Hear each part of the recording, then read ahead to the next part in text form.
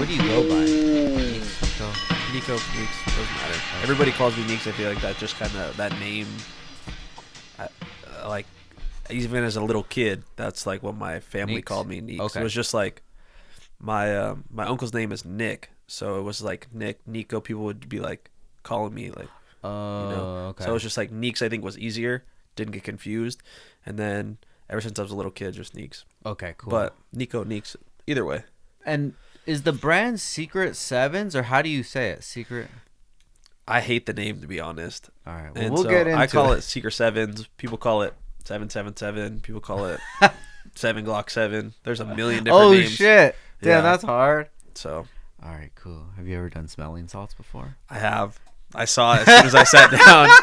I had a feeling that's I said it was gonna be a tradition. Are you ready to go? You good? Yeah. All right, cool. Let's do it. Yeah, I said it was gonna be a tradition every time we do the pod, but then the last pod I had on was a Pizza Man Dan, and I was like, "Fuck, I don't know if I could just Hit him with it. spring this on him."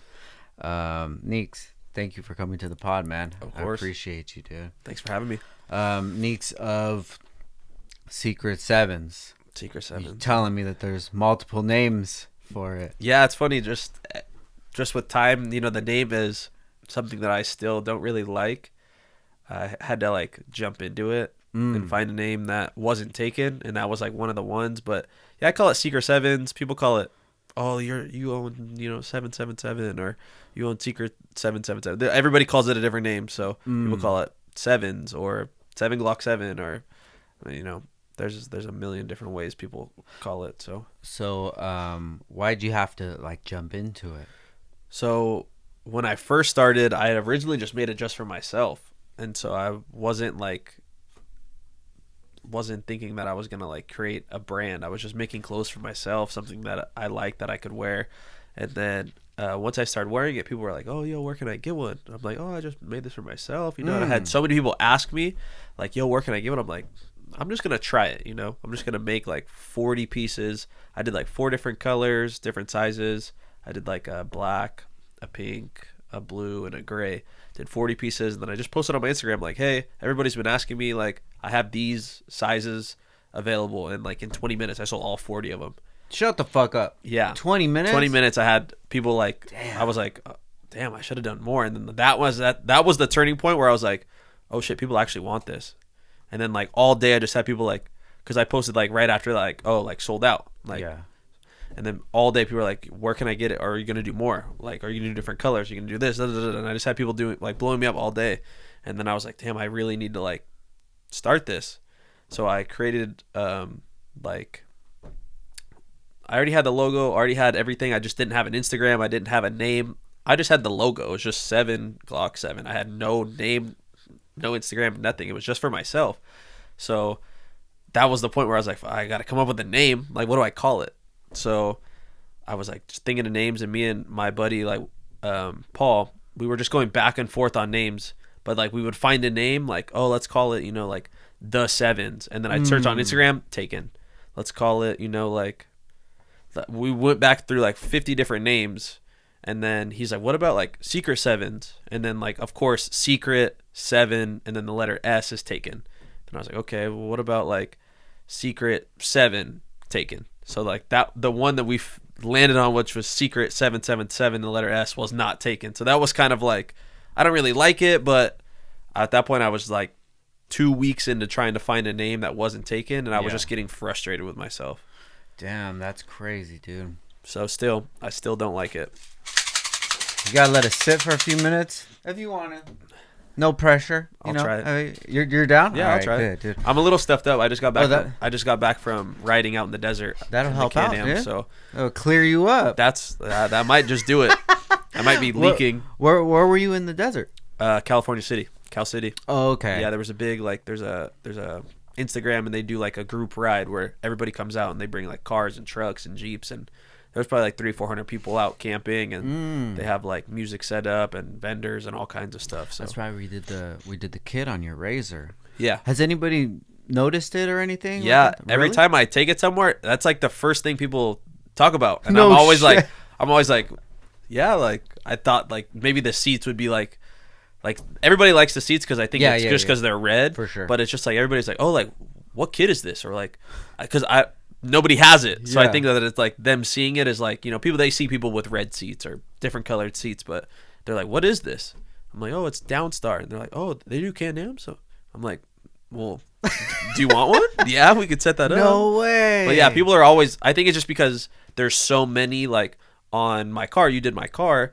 It's under the hood. Yeah. I really would have to pop my hood for you to see it. Versus the Can-Am, there's so many pieces on the outside front two fenders that it stands out. Yeah, and it's all black on the front, and then it's got like these bright red. What do you call them? The beauty washers. The beauty washers. Yeah, they just stand out. Damn, that's fucking crazy, bro. Cause like, I got the idea to do it. We did it. I got all the specs, and then it kind of just like other shit just came on, you know. And I think that's like one of my biggest issues is just, okay, I'm gonna focus on this and not do anything else until I do this. Right. You know what I mean? Yeah. Bro, I have like that kit. I have like a Mercedes kit. I have like so much product just to add to the website.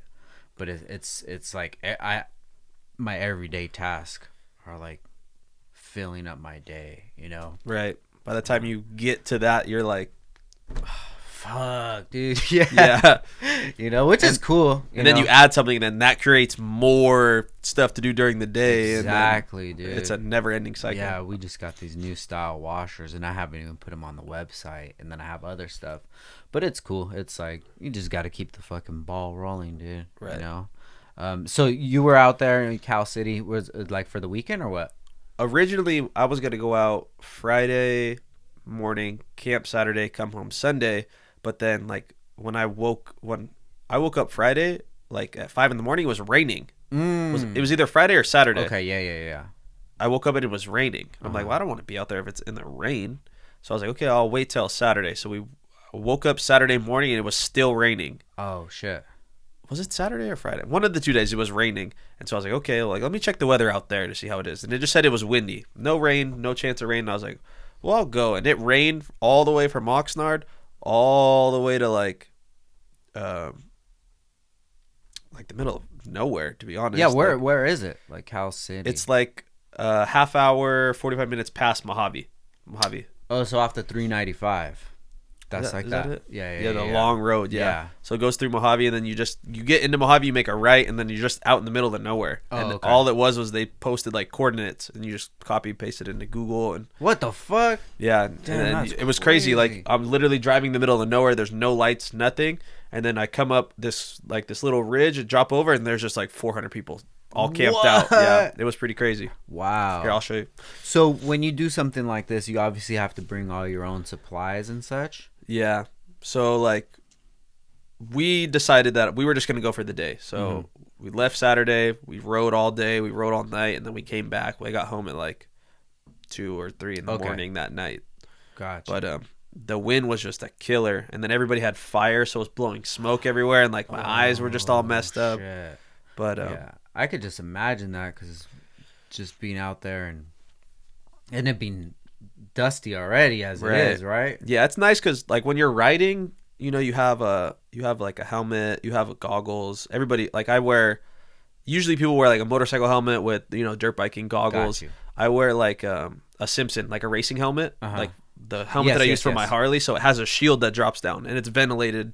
It's a little bit nicer, but yeah, just like when you're outside not driving, that's when like it really bugs. So how do you hear about an event like this? So this was like an Instagram. I heard about it through like TikTok. So this is like their story. You could, you know, go through. I don't know how the service was. Oh shit.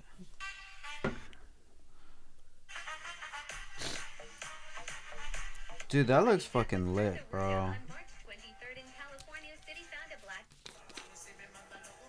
So is this where you were street racing or dirt racing? Dirt racing, yeah. It was funny. Like damn, that shit looks fucking lit, bro. Oh, it's super fun. And they did an event last year.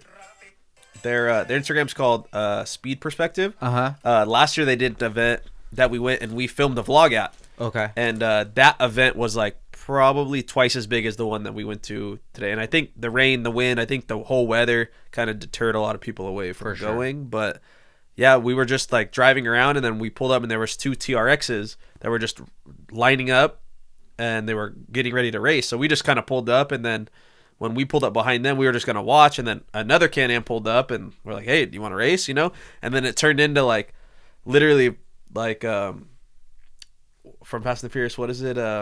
Race Wars. Race Wars. I was going to say Drag Wars. No, Race Wars. It literally turned into that where people were just racing, looping back around, and then getting back in line. And there was a line of like 30 people. And I raced probably like 30 different cars. What the fuck? I was racing cars, or I was racing trucks. I was racing Can-Ams. I was racing Razors.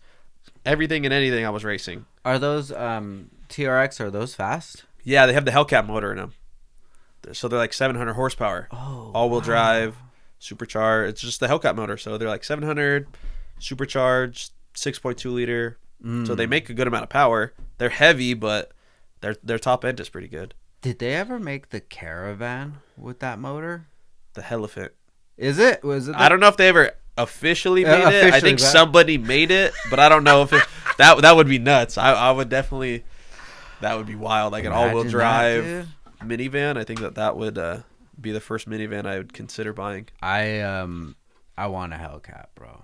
I do. It's in my blood. Charger or Challenger? I would say Challenger, but I'm starting to grow on the Chargers. I like the body of the Charger more than the Challengers. I don't know if it's the taillights or what it is, but I do like the Charger more. Yeah, I just like the whole muscle car aspect of right? it. Because when I started out with when I started driving, that was what I was into, was muscle cars. So just hearing one of those just sounds so good, dude. Yeah. I actually lost to a Hellcat the other day. I was like mad cocky on really the freeway, and I was like, just go. And I didn't know that he was gonna honk it, dude, and he fucking pulled on me. I was like, what the fuck? No way. So yeah, any Hellcat out there that wants to smoke, dude, we gotta line up. I'm pissed off. I'm after you now. Yeah. From a dig, it's from a dig, pussy. Yeah, that's surprising because it must have been. He had tire on it too. Tire. It sounded good, and he had tire on it, and he was like an older white dude. So I was like, "Oh, this dude's probably has some a real muscle car guy. Yeah, probably has some money into it. It's got a pulley on it. Yeah, I got something. I've never heard one of those trucks with exhaust. Have you? Yeah. Like you've heard them sound like a Hellcat before? Yeah. Oh shit. Yeah, they're you can. The crazy part is like the supercharger whine you can hear over the exhaust. It's crazy. You hear that. I love that shit, dude. So that's the one thing, like that versus like the Raptor R, which is like Ford's version off road.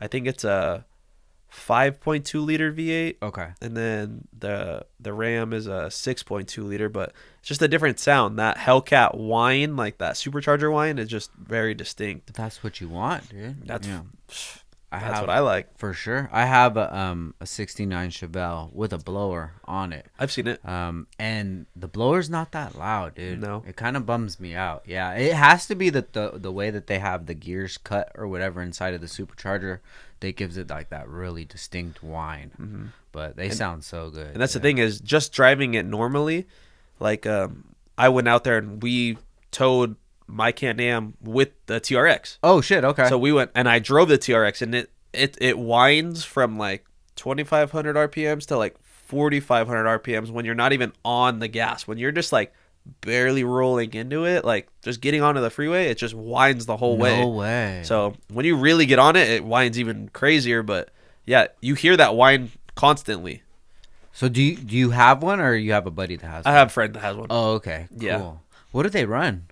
Like price wise. So brand new, they're like 125 grand for the newest ones. When they first came out, they started at like 80. Okay. So like I'm looking at into getting one, and for like a used couple of years old, like 20,000 miles, you're looking at like 85K. Oh, okay. So I think what happened was when they first came out, they had crazy markups on them, $50,000, and then it pushed that market way over MSRP. So I've never had a truck before, dude. Never, bro. I want to get one. I think that's going to be my next car. They're just, after having a truck, it's just so nice to be able to like you throw whatever you want in the back, just like, oh, I need to go pick up this. Oh, just go to a yard sale or something. Yeah, if that's your cup of tea. Hey, I always tell everybody, I will go to a yard sale. I'll buy anything if I know I can make some money on it. Bro. Like not too long ago, my mom was at a yard sale. She's like, "Hey, I found this. It's like a power wheelchair. Oh, okay. A power wheelchair. Like a rascal? Like an old person wheelchair. You know, like a mobility chair. Gotcha. And she's like, they want $50 for it. You think this is a good deal? And I'm like, I don't know. I just Googled it. They're like $800 brand new. I was like, well, what kind of condition? She's like, it's like brand new. Like nobody's ever used it. And I was like, well, let me come over there and check it out. So I drove over there and I was like, yeah, if it runs, it works. I drove it around the garage. I was like, we'll buy it. I bought it, literally took it home, took photos of it, put it on Facebook, and sold it for $500. I will buy anything if I know I can make some money. Shut the fuck up. Yeah, it took me like 3 days. Shit. I had a bunch of people like inquire. I had this old man come to my house. He's like, yeah, my wife's just broke. We just need one. She can't get around without one. $500. So like, yeah, Damn. yard sales or whatever it is, I'll buy anything if I know I can make some money on it. That's a People will hate like, oh, you're gonna go to a yard sale, like, but the thing is pulled up in the truck, picked it up. It was heavy, but put it right in the back of the truck and took it home. Damn. Versus like if you had your car, like, what are you gonna do? Yeah. You know, you have to call a friend with a truck to come pick it up. But maybe if I get a truck, I'll have more friends. You'll have more people hitting you up to move. That's the worst part. Like, hey, can you know? And even the worst part is if you have a trailer. Oh, if you have a truck and trailer combo, you'll have people that you haven't seen since high school. High school. Yeah. Like, hey, I know you have that truck and trailer. I have the trailer, but it's just full of everything that I just don't want in here. I Gotcha. just throw it in there, and I need to organize that because now I can never even use it. Yeah. That's funny. Like, bro, ever since I was a kid, I would go to yard sales, to the thrift store, and like to this day still, like I'll be going to go pick up parts in Oxnard or something, and I'll go on Oxnard Boulevard and pass the thrift stores. I'm like, oh, let me just pull in there real quick. That's funny. And I'm always just looking around just for like random shit. I always go to like the area where they just have like, I don't know, the random area. The random area, and I'll find like crazy shit, dude. Like, you know, I'm into like old stuff, like old TVs, old technology and things like that, and I'll find like old video camera or whatever, and just for display, you know. But I never felt kind of like that like shame or, you know, embarrassment. Maybe other people did, because I was just like, damn, that's just where we used to shop at back in the day. Yeah, you know? and I still know people that will go to the thrift store and they know what to look for. You know, those old Carhartt jackets. Everybody, sure. You know, they cost an arm and a leg now, and they're finding them for, you know, $5, $6 or whatever. And then all they do is they throw them on their Depop and sell them, and that's how they make money. It's the hustle, bro. It's the hustle. My son goes to. Have you heard of the bins? The bins, yeah. My son goes to the bins, and I'm like, that's crazy, bro. Because I always just get him like new clothes and shit, and he's just wearing like random ass. It's like a Trader Joe's sweater. It's the vintage. It's the vintage. It's the look, dude. Yep. Oh shit! You ready to do this or what? I'm ready. Oh my god, guys! Fuck. Are you first or me? What do you want? I mean, I'm sure you know what it's like, so I guess I've done it before, so I know not to don't go too close, dude. Just like this close. Oh, that far? Yeah. Okay. This one's bad. Yeah. Is this your bad. own? No, I just put the sticker on it, just because, you know. Whoa.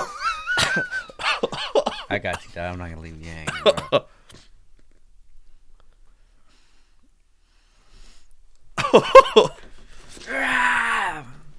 My nose is gonna start. My nose is gonna start running. Oh no, I'm good. Yeah? That one got me for sure. All right. I probably did it harder than I honestly, I was gonna smell it right here. I'm glad you said. Well, that's my homie, Nick Jackson. He was just here the other day, and I said, do it. Same thing I told you, just do it like this. And he goes like this. I said, too close. It fucked him up. No, it's Juju Mufu. I should be sponsored by them already. Juju Mufu. I've been doing like mad videos on my Instagram of just doing it, just for fun. Shout out Juju Mufu. Yeah, shout out. We need a to sponsor, or else we'll Yeah. He's gonna switch to somebody else that will. I'm gonna send you an invoice. Yeah, I'm gonna do that one day. Just Yeah. send an invoice like Drake, dude, and see what happens. Just send him like one of your most poppin', reels or whatever, Yeah, and just right. say, hey, all I'm asking for is a box. That's Just it. send me a box. He already got That's what I found out about that from okay. Rogan. Oh, okay. Yeah. Speaking of Instagram, dude, you had that thing that you were doing with the burnouts. Oh yeah, I was doing. That's pretty crazy. Tell me about that, dude. Yeah, so like that was like I don't know how long ago that was, but people were doing one push up for every 100 followers I got or whatever, Gotcha. and then I was like, well, I'm gonna do a 1 second burnout for every 1,000 followers I get, and yeah, in 2 days it was like up to like 20 something thousand followers, and then I did the biggest burnout in the Can-Am. I did like I think it was like 25 seconds or something like that, and the neighbors were pissed. Bro, I bet. The neighbors were heated. Yeah, so after that I kind of calmed down a little bit, and then I moved. We did the longest burnout, which was the burnout in my truck. And we did it like, you probably know exactly where this is, in between Victoria and Harbor on Gonzales, where all the fields are. We just pulled up right there. I hooked the tow rope to the truck, hooked the tow rope to my buddy's diesel, and I just did a big ass burnout. It's probably still there, huh? Oh, I'm sure it is. But yeah, it's just an issue with my neighbors or the cops always. So we kind of settled out, but I think there might be another one coming here soon. Oh shit! Make sure you guys follow. What's your Instagram? 777 Neeks. Follow right now, guys. We got to get another burnout. Yeah. Well, I just bought a little golf cart. I don't know if you've seen it. Yeah, you were telling me about it. Yeah, I dude. bought a little Jigsaw swapped golf cart. What the fuck? So yeah, it has a 600cc Jigsaw motor in it. So I think we might be doing it in that. We're trying to get all the brakes and the wiring, and whoever built it like had the right idea, just either got lazy at the end or something. But so we did like,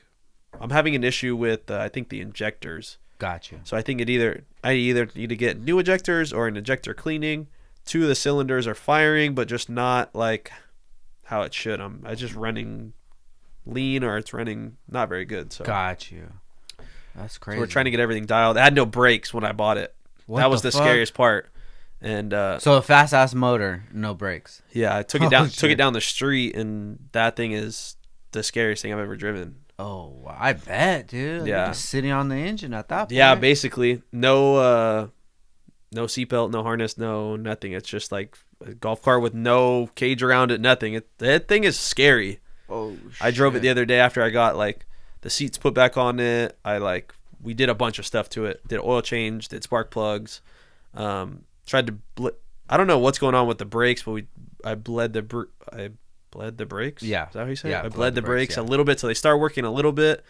And then I was like, I'm just going to drive it down the street. I drove it the other day, but just wasn't running right. The clutch wasn't like fully disengaging. So when you'd get on it, it just felt like it was spinning on the clutch. So I got everything all figured out, and I drove it down the street. And oh my God, that thing is scary. Damn. No suspension, nothing. And it's fast. It's beyond fast. You're a wild boy, bro. But yeah, we're doing it for the YouTube content. Oh, we started shit. a YouTube channel, so what is the channel? the channel is 777 Neeks. So same thing as my Instagram, Okay. but it's just kind of to promote the brand, but kind of just like what we do for fun. I feel like we do a bunch of fun stuff, and even if it goes nowhere, at least we'll have those memories for when we're old and like, oh, I remember when I used to do this, and they're like, okay, Grandpa, yeah, go pull up my YouTube channel. Go pull it up, pussy. Go look. Yeah, go look. That's what I was doing at your age. What the fuck are you doing? Yeah. You ain't doing shit. Exactly. That's go fly sick, around. dude. Go get on your hoverboard. Or Yeah, whatever. go I was on. driving Jigsaw powered golf carts at your age. Oh man, that's sick, dude. You're in the middle of it right now, dude. Yeah. I think the hardest part about YouTube is just being consistent. Yeah. It's super hard. Yeah, it's been a little while since your last upload, right? Yeah, so I got the video. We did a Big Bear trip. The whole point of the Big Bear trip was I'm dropping new merch, and we did a video in the snow. Got you. So it was like, hey, let's go to the snow. Let's film this video, but let's make a YouTube video. And then it turned into, well, screw it. Let's stay up there for a couple nights. Okay, we'll go snowboarding. We'll do the whole thing. And so the hardest part is that, like, I don't work like a regular job. The brand is my job. But everybody else, all my friends, they all work regular jobs. And a lot of my friends are in the car business. And so they have like 2 days off during the middle of the week. Oh. So it's not like they're off Saturday, Sunday, like how I wouldn't say normal people, but the majority of people work Monday through Friday. They're off Saturday, Sunday. So it's like my one of my best friends, Paul, he'll be off 2 days, and then our other friends will be off 2 different days. So it's like trying to get everybody's schedule to line up is a pain in the ass. For sure. And then trying to create get everybody together, like, hey, let's do this, is a whole nother thing. So yeah, trying to be consistent is tough when it comes to trying to plan something. Yeah, no, for sure, dude. And it's hard when it's just like it's all relying on you. Right. You know, you got to put it all together and shit. But Yeah, when we did the whole trip, I planned everything. I planned the Airbnb. I planned what we were doing, when we were leaving, and thank God that worked out. That one worked out good. Yeah. But I'd say that's the hardest part about doing anything is being consistent. Yeah, for sure. That's your role, dog. Yeah. You know, like the role that you're in is the boss role. Yeah. You're the one that has to take the steering wheel, you know, and Right. say like, we're doing this, we're going here, which it sucks sometimes, because then you're just like, damn, sometimes I just want to chill or be part of the excitement or what have you. Right. But then like that's the role that you're in. Like you don't have to work a Monday through Friday. Yeah. You know? And I always say like, oh, it kind of, at first, like it was cool. Like, oh, I don't have to work a regular job. I could just do whatever I want.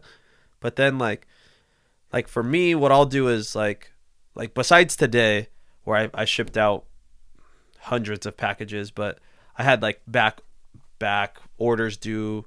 I did a collab with Shaka. And so I shipped out all of those packages yesterday because I got the garments back from the printing and the neck tags being sewn in and everything like that. So like, but what I'll try to do is try to stay up on, you know, try to get through as many orders as I can in one day, and then the next day try to catch up on new orders. So it's like, I'll work for a couple hours every day, and then I'll be like, okay, there's only so much I can do before, you know, like the next orders come in. Or I'll try to, you know, there's times where I just don't have enough time in the day. I'm doing other stuff where I just don't have enough time to get to all the orders. Like right now, I probably have from yesterday, let's see, it's probably only like 80 orders left. Yeah, 84 orders. That's from what I did from yesterday, the orders I got from last night, this morning. So I'd say probably 15 or 20 new orders or so. So it's just like, it's a good constant, but trying to stay consistent with that is tough, especially like when you have no schedule. Like I don't have to be anywhere at any time. Yeah. I mean, obviously like today, like, oh yeah, I'll be there at 12, you know, that's like that. But like when you have no boss or like, hey, we're going to have customers here at 10 a.m. Be here at 9:45. It's easy to stay in bed. Yeah. Hey, for sure, bro. That's the challenge, you know, and that's what you have to like build yourself up, build that discipline up, because bro, you have it fucking made, you know, you have it made. Like you don't really have any sort of deadlines, which is the only deadline you really have is just to ship the stuff out. And what are your shipping terms, like 10 to 15 days? I saw. Yeah, I try to do 10 to 15 business days besides special drops.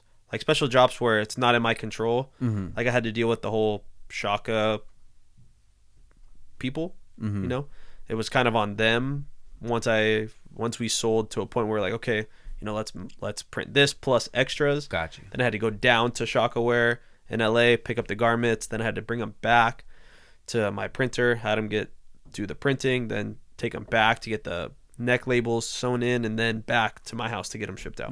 So yeah, it's a lot. And like I was saying, especially since you have shipping terms and somebody hits you up, hey, let's go to Vegas. Like, fuck it, let's go, you know? Yeah. And then just shit starts piling up. Bro, I fucking get it, dude. Like that's why you have to like be on your discipline. I always try that, like just to keep my discipline as sharp as possible, because if not, it's so easy to just like, okay, family's asleep from 10 to fucking 2. I'm just going to smoke and chill out, you know, and then shit just starts to pile up. Then you start to get more tired, and you like, you don't get started in the day until like later on. And it's just, it makes it hard, dude. And that's like one of the biggest things for an entrepreneur. You know, you got to be on your own ass because you don't have anybody else telling you like, hey, you got to go do this. Yeah. Hey, so what's next? You know, what's the next drop? What's the next design? You're like, fuck, I don't know. Yeah, I don't know. So tell me about, I saw you had the collab with Shaka, and then you've done one with Pro Club in the past. So or was that not an official? That was just a knockoff. I literally just took their logo and made it my own. What happened was when I made that logo, that's what piqued the interest in Shaka. Because I guess it wasn't an official collab. They saw it and they were like, well, instead of doing that, why don't we do an official collab? Oh shit! Like, why don't we do something legit? So then that design where I did with Pro Club, I didn't even drop that. Oh really? I didn't even drop it. I posted it as a teaser on my personal page. I did a collab post with my personal and my brand page, so it was on both. And then literally right after that, they were like, let's do that. And I was like, well, I'm not going to drop this other one if we're going to do this one. I think now looking back, I think I should have hit up Pro Club and like, hey, this is what I want to do. Shaka's telling me they want to do this. Do you guys want to do something? Because that, I think, I don't know if it's just this area, but I feel like Pro Club is maybe a little bit more of an established brand, or people like Pro Club a little bit more, at least for my demographic. But for sure.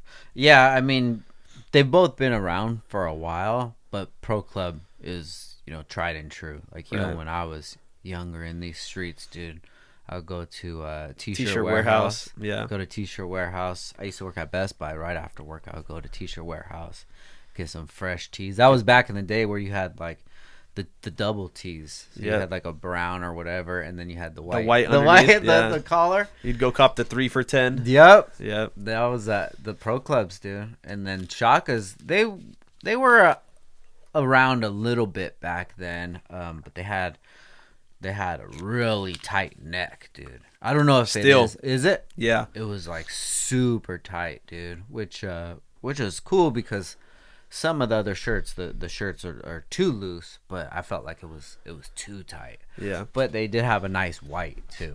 Right. They had a really nice white. But yeah, you probably should have hit them up. You know, I've thought about that. Like, if there's a brand that I want to do a collab with, I've thought about just making the whole line of, you know, just the images or whatever. Coming up with your idea. Yeah, and then just present it to them. Right. Because at the end of the day, you have to think about it, dude. A lot of these companies aren't really corporate. It's just a dude like you or I behind it. And then if you have like the socials to back it up, or if they can see that your brand is actually doing something and then you're established, like, why not? Right. You know, what does it matter? You know, like if you guys make a, I don't know what the deal was or whatever, I want to get into something like that, but just say like, if they already have, if I just need their name on it, and then just be like, dude, I'll take care of everything. You don't got to worry about none of the promo, nothing like that. Like, you don't even really have to repost it. Like, the whole thing is just to have the collab done. An official collab. And then you could just like prove yourself after that one, you know, and then you have like a portfolio going. I've always wanted to do something with the diamond. Oh, okay. Yeah, I've always wanted to do something with diamond, and I've thought, because the owner, Nicky Diamond, he's really into cars too, so there's something there, but I've never done it. You know, I've never approached him with actually something that was written out. But yeah, you probably could have got that, you know. Right. But I mean, even getting the Shaka one, that's sick though. Yeah, it was definitely like a big, not necessarily an accomplishment, but it was definitely like a big thing to me that, you know, they were like, hey, we want to do something. And I felt like if I was to go and do what I was talking about, going to Pro Club, I felt like I was kind of like, hey, they were willing to give me the chance. They wanted to do the collab, and I didn't want it to be like, one, it backfire and I shoot myself in the foot. Now I don't have either of them. But I kind of like that they were like, hey, we want to do something, you know, like, let's work. Yeah. And I respected that. Yeah, because you never know how it'd have been on the other way. You know, maybe Right. you hit up them and they wouldn't even answered you back, or it was more of a corporate kind of thing, or what Right. have you. Is that like that saying? That old saying is like two birds in a bush, Yeah. one Or in one the in the hand, or yeah. something like that. You get the one in the hand. Fuck it, dude. Yeah. So they reached out to you. Yeah. So we had like, I'm big on networking. Okay. So like mutual friends of people that were like, hey, you know, like we know that you're doing, you know, good. Your brand is blowing up. You know, we work with Shaka. I told the owner about you, and he wants to like set up a cool. meeting. And I was like, hey, you know, I'd totally be down, to, you know, just to see what's going on. So they invited me down to their warehouse. They showed me around, and they gave me full creative control. I was like, do you guys have any idea of what you want? He's like, I want you to do what you want to do. He said, just send us, you know, what you come up with, as long as it doesn't go against anything that we believe in, as far as like, you know, I'm sure if I was to put, you know, Politics, politics religion, or things like something that would deter, you know, a customer away. They're like, whatever you come up with, send it to us. If we like it, we're giving you full creative control, so you can create. I created the reel. I created the design. I literally did 100% of everything. I filmed. We actually, for part of the reel, there's like in Silver Strand, there's like a wall where everybody spray paints on. Yes. So I painted a wall. I put their logo up, and then we made the reel kind of looking like I sprayed over it. It spelled out 7, but it was in the same font that Shaka. So it was like kind of like the S over the S, the E, you know, like it kind of looked like it was like spray painted over it. So we did the whole creative. I did everything. So they were like, yeah, we're giving you full creative control as long as we like the artwork and stuff like that. We'll go ahead and we'll do it. And it was kind of like a shock to me, because they were just like, yeah, whatever you want to do. So the guy you met up with, what is his position? He's the owner. How old was the guy? So I want to say probably in his late 20s, early 30s. No way. But I think the dad is technically the owner, but I Gotcha. think that Okay. he took over for the dad, because I met the dad, and he's definitely older. Mm-hmm. But I don't know if he's just, you know, retiring or doesn't want to do as much For sure. day to day. But the son's definitely super cool guy. I don't know if I should say his name. I know he doesn't want a lot of, like, he doesn't want to be on video. He doesn't want to be on a whole lot of some other stuff. He just like even they're trying to do a podcast, and like he just does. He's very to himself, which I Okay. respect. You know, Yeah. I definitely don't. I can understand where he's coming from. You know, if he doesn't want to be associated with, you know, people looking at him differently or For sure. things like that, which I totally get.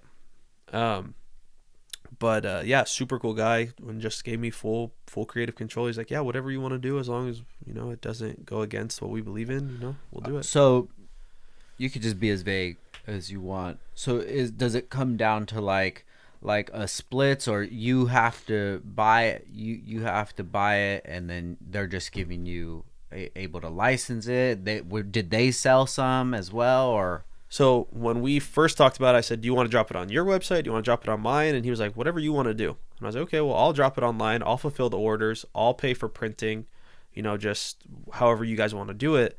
And at first, I was like, okay, do you guys want to do samples? We'll do samples. I'll print the samples on just regular, I forget what they're called, but it's basically like you just cut up a shirt and you put the shirt on a pallet, and then you print it, so you don't have to waste a shirt. Gotcha. One shirt you can get, you know, 3 or 4 prints out of, and then you could see what it looks like on the actual material. So then I took them those sheets. They're like, yeah, we really like it, you know, like, let's go ahead and move forward. And I was like, okay, do you guys want to do samples? Because I do a lot of like promo to like influencers, TikTokers, YouTubers. That's how I grew my brand. So anytime I drop something, those are the first people to get everything. They'll wear it, and then it helps promote. So I was like, oh, do you guys want to do samples? I was like, they're like, we'll send some to like the people that we like to do our promo with too. I was like, okay.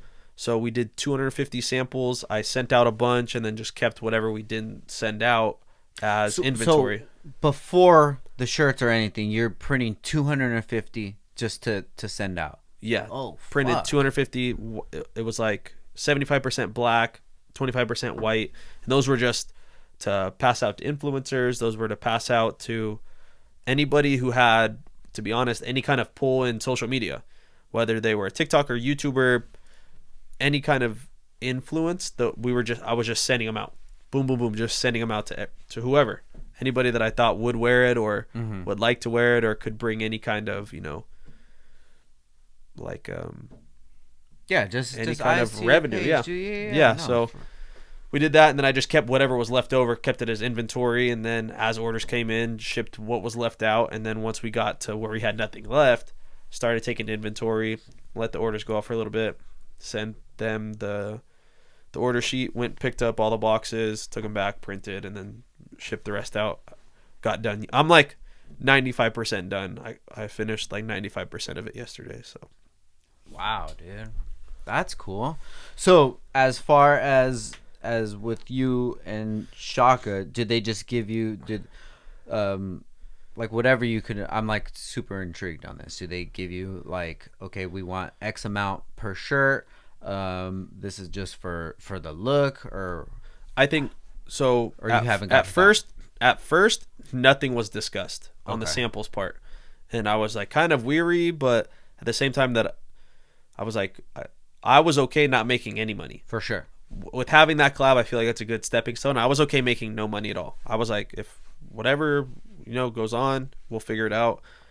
And then when it came down to it, whatever was remaining, I just bought those t-shirts at a wholesale price. Okay. So what I would normally buy them for, like, not that I use Shaka, but I have before, and whatever I would have bought those for if I was, to print my regular designs on, is what I paid for the rest of the shirts and hoodies. I just bought them at a wholesale price. Oh, okay, gotcha. So I think cool. I think a lot of it was to do with to growing their streetwear presence, reaching another audience. Where I think at the time we had like pretty even followers, and I think that's what they were trying to go after was after a new audience or bring more people from another brand to their brand. Yeah. That makes a lot of sense, because you bring something to the table too. Right. It's all, whenever you're going to work with a big company like that, I know in my case, I would be kind of intimidated, that big factory and shit like this. But like at the end of the day, what really matters is like the actual backing that you have from your community. Right. So there's this company that sells like these tools, that's if the bolt gets stripped out, like it helps them. It's easier to get out the stripped bolt than like a regular socket, and I saw them and like their social media presence is like 5,000 or something, but this product is sick. And I reached out to them like, dude, let's work together or whatever. And then I see all their videos, everything that they're posting up, and it's just like, it's like a Saturday morning show. Like, hey, we got this tool, if you're working in the garage or something. I'm like, yeah, that's cool. Like gearing towards mechanics and shit like that. But there's a whole different market that you're missing out on. Like people that actually look at hardware as like jewelry and want like the best of the best. And that's why I was trying to like paint that picture to them.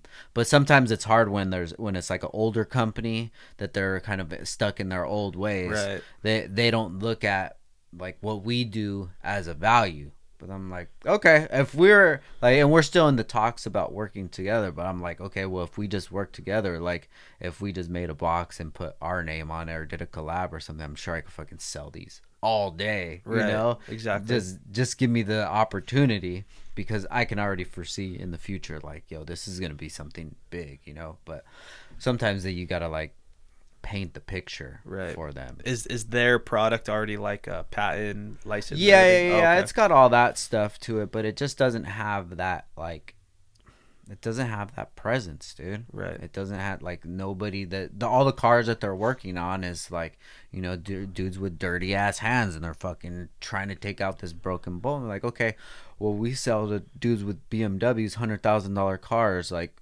they could use the same shit and it would look a lot nicer because now your product is being used on this nice car with this nice hardware, Right. and it's in this nice snap-on toolbox, and Right. but maybe they don't even understand it as being something, so that's where you got to see the value that you bring. Is that company like California based, or is No, they're actually in Florida. Gotcha. Yeah. Different just people.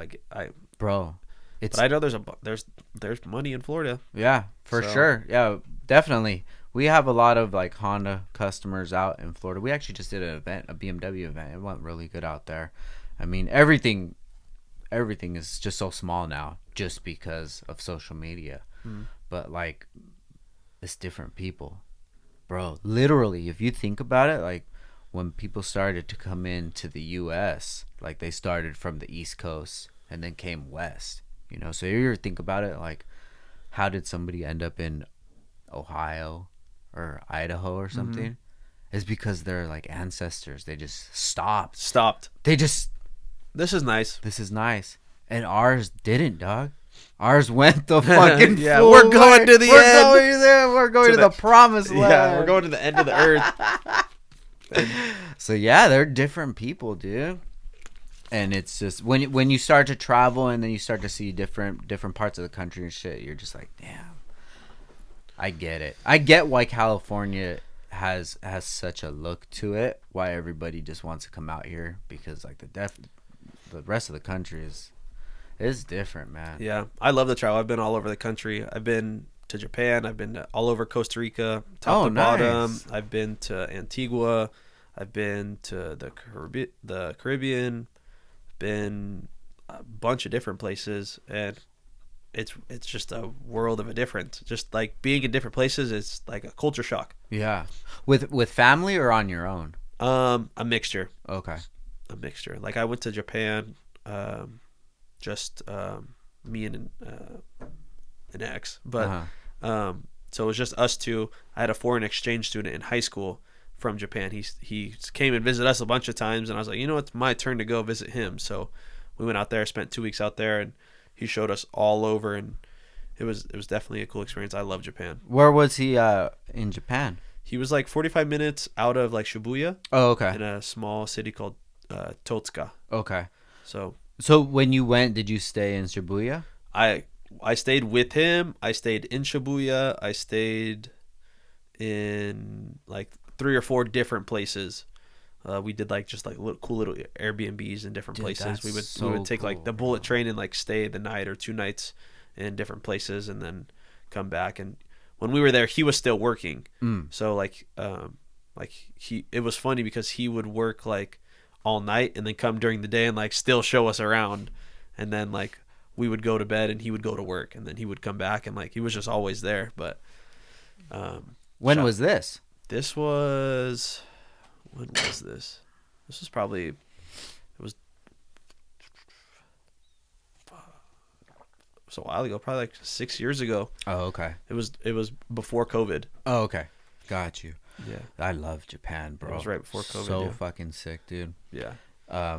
We would stay in Shibuya as well, like a little Airbnb right there. It's just a different world, dude. It's like, I tell everybody, like, dude, just save up. Like a set of wheels, you can make that into a Japan trip. Right. 3-4 grand. I'm sure you could still do it for that price now. I'm sure. Like a flight under $1,000. Airbnb, if you go for 5 days or whatever, just say $200 a day. I'm sure you'll be able to find something right there, and just explore and fucking live life, dude. Like there's nothing like it, bro. Yep. And you go to, I'm sure you did, to the Harajuku. Yep. Like the streetwear area. So sick, dude. It's definitely I don't know, it's just different. It's just nothing to what you're used to. Very inspiring. Whether it's the food, whether it's just the way people were looking at me crazy. Just having tattoos is just like, people in the US, like if you see something weird, right? Say you're in the store and you see someone, they're acting up, or you just look at somebody and they look at you, your first instinct is to just look away. Like you make eye contact with somebody, your first instinct is just to look away. Yeah. You may look back to see if they're still looking at you. In Japan, you'll catch someone looking at you, you'll look at them, and they will not look away. They just keep staring at you. And so then you like look away and look back, and they're just still staring at you. Like that was like the biggest thing is like when we first got onto the train, I was just wearing a short sleeve shirt, my tattoos were showing, and everybody was just like really staring. And I think a lot of it was like the small little tattoo I had on my face. I didn't have any neck tattoos at the time, but just the arm tattoos was like people were looking at me crazy. How was it to get your neck done? The worst tattoo pain so far. No shit, really. Yeah, this little part right here hurt the worst, and then for some reason this little part on the back of my like the side of my neck, like right back here, hurt really bad. But yeah, the front of the neck, I did it in one session, took like 8.5 hours. Fuck. Dude. Yeah, I was there for 10 hours, so it was like 8.5 hours of just tattoo time. That's But too much. Thought I had to knock it all out at once. Yeah, fuck it. You're already there. Yeah. So let's take it back a little bit, bro. So All right. you create this logo. Like, take me back to like All right, when so- that was, that day or what. So at the time I was working, I sold cars since like out of college. Okay. Sold cars at Kia. Then I went to Honda. They didn't want to give me the promotion I wanted at Kia, so I went to Honda, got the promotion, came back to Kia in the same position, but I liked that dealership. And then right after I got back there, I got an offer to be a finance manager at a Harley store in Moore Park. It's closed now. They can join 2 stores, and now it's the one in Camarillo. Okay. But so then I left there, went there. COVID hit. Everybody got laid off. And then after COVID, they brought like a couple of us back. A couple of they brought like one salesperson, the general sales manager, and me. And they wanted us 3 to do like the position of 12 people. And I was like, Oh shit. I was like, that would work. And I have no problem, working and doing more, but I'm going to be compensated for it. Yeah, for sure. And so then they tried to like, no, we're going to keep everything the same. And then it just didn't work out. I went back to selling cars. I was an internet sales manager at Audi. And then I had always knew I wanted a brand. I knew I always wanted to do clothes. And I was at work one day and it was just slow. Nobody was really doing anything. I'm like, I'm just going to try to think of something. And that's when like angel numbers were big. Like whatever angel number, 333, 777, 666, whatever it was. And so I was like, yeah, that'd be really cool. And my grandpa's favorite slot machine game at the casino was the 777. I was like, that'd be cool to do something for him, but I got to change it up a little bit. I can't just be 777. And so I was like, well, like a gun looks like a 7. What if I made the middle 7 a gun? Like, that'd be really cool, And I drew it on a little Post-it note. I still have the Post-it note. I drew it up and I sent it to a buddy of mine who's a graphic designer. And within like 20 minutes, he sent the same logo I still use today. It's No way. the outline logo. He literally sent it back in 20 minutes. And I was like, this is exactly what I was looking for, And so he owns a print shop right now.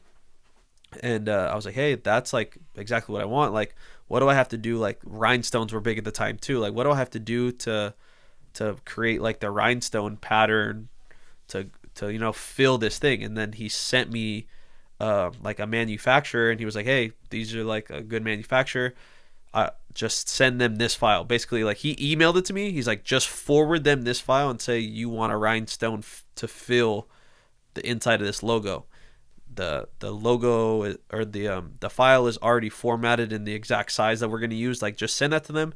Tell me you want a rhinestone fill. If you want colors, whatever, you'll figure it out. And so like 2 weeks later, I get all the rhinestones in. I take it to him. We print like 2 or 3 shirts, and I just wore them. And then everybody asked me like, where could I get it? And then we go back to that story where I started the brand, dropped like 40 of them, sold out super quick. And then started the Instagram, and then it took a little while to get going. And then as soon as I started like really like doing the whole social media or like, talking to influencers and YouTubers and getting them to wear it, once I saw that they were actually wearing it, it just really took off. So when was this when you first had that batch of 40? That was, here, I'll tell you exactly. Let's see. That's crazy. It's crazy how so many stories just start like that. You just have this idea and you're just like, fuck it, let me try it. That's why I always try to push, dog. I always try to push, like, just fucking do it, you know? Just try it out. So this was like the first one that I did. I just made it for myself. Okay. And That's July 21. July July 19th, 2021. yeah, and then I did doing 10 of each Okay, color. so they were all hoodies or shirts? all hoodies. Okay. That was like still to this day. And then literally like I posted that. I was like 10 of each color, and then literally that same day, like all gone. They were all gone. They were all sold. So yeah, July 19th of 2021. And that was before I had an Instagram, didn't have a website, didn't have anything. So this was your personal website or Instagram, excuse Personal me. Instagram. So at that time, how many followers did you have? Probably 2,000. Okay. And these Couple were thousand. people that you just personally knew, or Yeah, friends, family. Just people. that's very rare to have like such a small following and Right. have that many people support. Yeah, I think what helped was that I was just wearing it all the time. Every time I would go out, every time I would do anything, I was always wearing it. So I think people kept seeing it. People liked this, the rhinestones. People liked the sevens. People liked the colors. Girls liked it. Guys liked it. People liked it because of guns. There was a million different reasons why somebody would like it. So when I dropped it, I think that it just kind of fit all the different, not genres, but like all the different demographic of people. Got you. So before you started the brand, or did you have anybody in your life that had started a brand, that had a business that you could get like info from? Yeah, so the guy his name is Shiloh. He's the one who helped me do everything. Without him, I would have never had this. He's the graphic designer. He owned the print shop. He was my best friend when I moved to Oxnard. I moved in next door to him. So his dad started a print shop when he was, a younger kid. And then he ended up taking over when his dad passed away. But he literally helped me throughout the whole thing. And at the time, he already had a brand. At the time, it was called Vague Visions. Okay. He had like a streetwear brand. Now he's changed the name from Vague Visions to Natural Operation, but he does like a lot of streetwear, but he's trying to get more into like he's not just like, oh, I just print t-shirts. He does way more on the creative stuff like I can't even explain it. Like he's more into the creative part than making the t-shirts. So, I don't know. I'm not very good at explaining, but he's helped me throughout every part. I was like, hey, I want to use like the best quality t-shirts. He's like, this is what I would recommend. This is, the cheapest. It's not the best. This is the middle one. Not as cheap, but it's a little bit better. And this is the top, shirt or hoodie or whatever, but then like is the most expensive. Yeah. This one you order before 1 o'clock, it gets delivered to you next day. This one you can pick up. It's the middle. You could pick it up if you order, I think before 3 o'clock, you could pick up the same day. This one is going to take 3 to 5 days to get to you. So like he kind of, whatever you want to do, there's, different caveats that come to that. So he was the one who really pushed me in the right direction right off the bat. So I didn't have like that. I think what a lot of people run into is they run into like, oh, I don't know where to get the t-shirts. Yeah. I don't know what to use. I'm just going to pick this one because it's the cheapest. Well, yeah, you're picking it because it's the cheapest. Then somebody wears it, they wash it one time, and then it doesn't fit them right. So I think people run into that. And then I just wanted like high quality from the begin with. So like I still used the same t-shirts and I still used the same hoodies that I started with. I've never changed hoodies. The only time I've changed hoodies was I created like a completely separate hoodie that was like a even better hoodie, way heavier weight, had no drawstrings.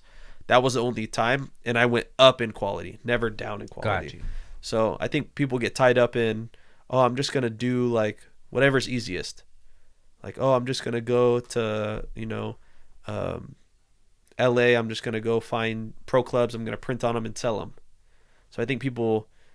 And it's not that they're taking the easy way out. They just don't know better. Yeah. But because he had already had the clothing brand, he already had the print shop, he already, he's printed on damn near every blank possible. He had like 3 options, or not 3 options, but 3 suggestions, whether it came to price, how quick you can get it, and the quality.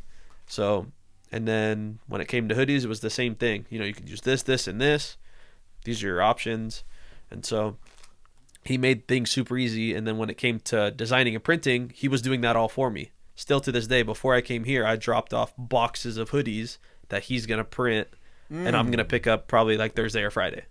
So still to this day, he's still printing my stuff. Oh, cool. So I think that he helped me create it, and it's kind of like came back and tenfold, because now he's printing hundreds and thousands of hoodies for me, or t-shirts, or whatever it may be. So I forgot what the whole subject was. No, dude, you're laying it out, bro. Like you definitely bypassed some of the growing pains of having a brand. I probably passed 90% of what I see people, because I'll have people in DM me almost every day like, hey, how do you do this, or what are you using for this? And I'll always respond.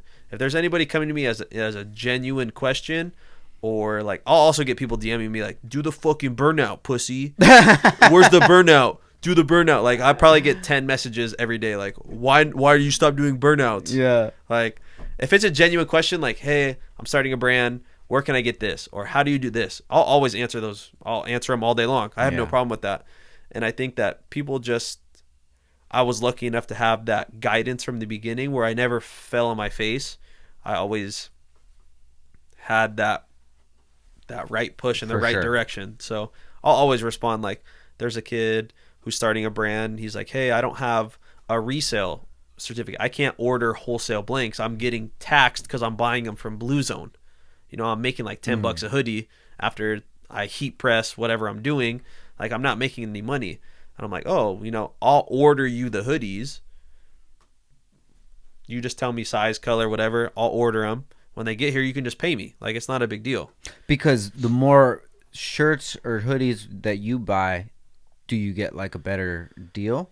So right now, through the hoodies, through the place I buy the hoodies from, I'm already on the top tier. Okay, gotcha. As far as like, there's no more discounts. I'm already on level 1. When I first started, I was on like level 6, where slowly over time, now I'm saving like $7 a hoodie because I started off ordering like barely any, and now I'm ordering thousands of hoodies. Yeah. So right now I'm already on the top tier.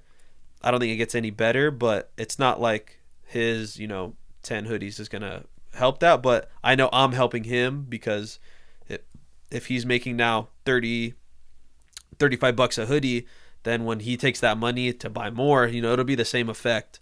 And then it's just good to help out, dog. It's easy. It's not, besides me hopping on the computer for 5 seconds and placing an order, it's not taking any time out of my day, especially when I'm already ordering those hoodies. Yeah. So if I can help somebody local and that really wants to like do something, I have no problem with that. I'll help anybody. Any questions come into my DMs, if it's a genuine question, I'll always respond, and as much as I can. I will gatekeep on the food though.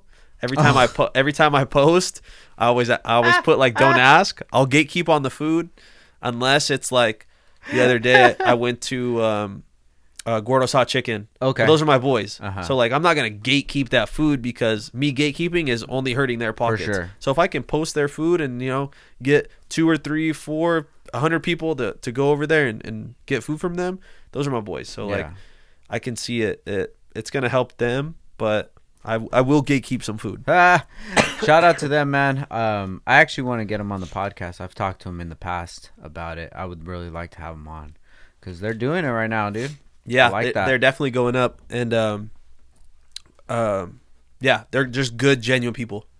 Hustling, dude. My parents Definitely. live right there. Oh, really? They, I would talk to my parents, and they say, "Oh yeah, we just went and get some chicken." I'm like, "Oh shit, that's sick, dude." Yeah, good for them. I love to see that.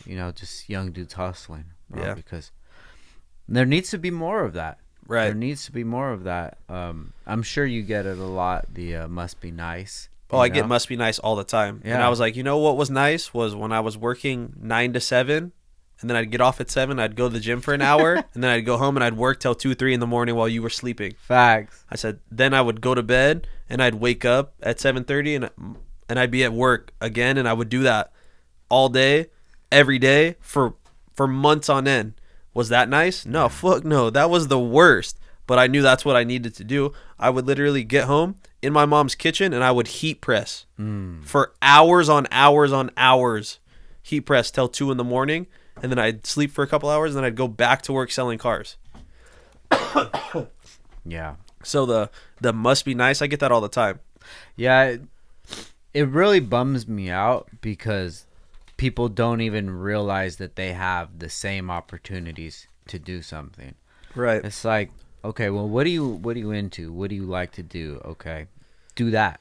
Figure out some way to come up with some product, some content, whatever that has to do with that. Whatever the fuck you're into, you know? But the hard thing is that they just have so many people in their life telling them like, no, that's a stupid idea. You're talking their best friend, their significant other, their parents. Dude, like everybody just shitting on the idea. And of course you're going to be like, well, crap. I guess I can't because none of my family's ever done that. All my family, all they've ever did was work 9 to 5s and retire and fucking get faded and go to Vegas for their yearly vacation or whatever. Right. Like, but that's not the life that you have to live. Like, you know, and you're living proof of that shit, you know? Yeah. Just coming up with an idea as you're just chilling at work. As people are listening to this, probably chilling at work right now, you could come up with an idea and just fucking do it. Mm-hmm. Did you ever have people in your life, like your close immediate circle, that were kind of like telling you that maybe this was a bad idea that you were doing? I'm not necessarily like this was a bad idea, but like I could just tell like family that was just like, yeah, yeah. Cool. Not taking it seriously. Yeah, and then when it really blew up and it took off somewhere, I think it was like a shock to them. And you know, you get those people who, you know, they now all of a sudden are like they're your biggest supporters, right? After the fact that they were just like, cool, yeah okay, sure. Nice. But not necessarily like I didn't have anybody like, oh, that's not going to go nowhere. That's not going to do anything. Like, I never personally had that or paid attention to it.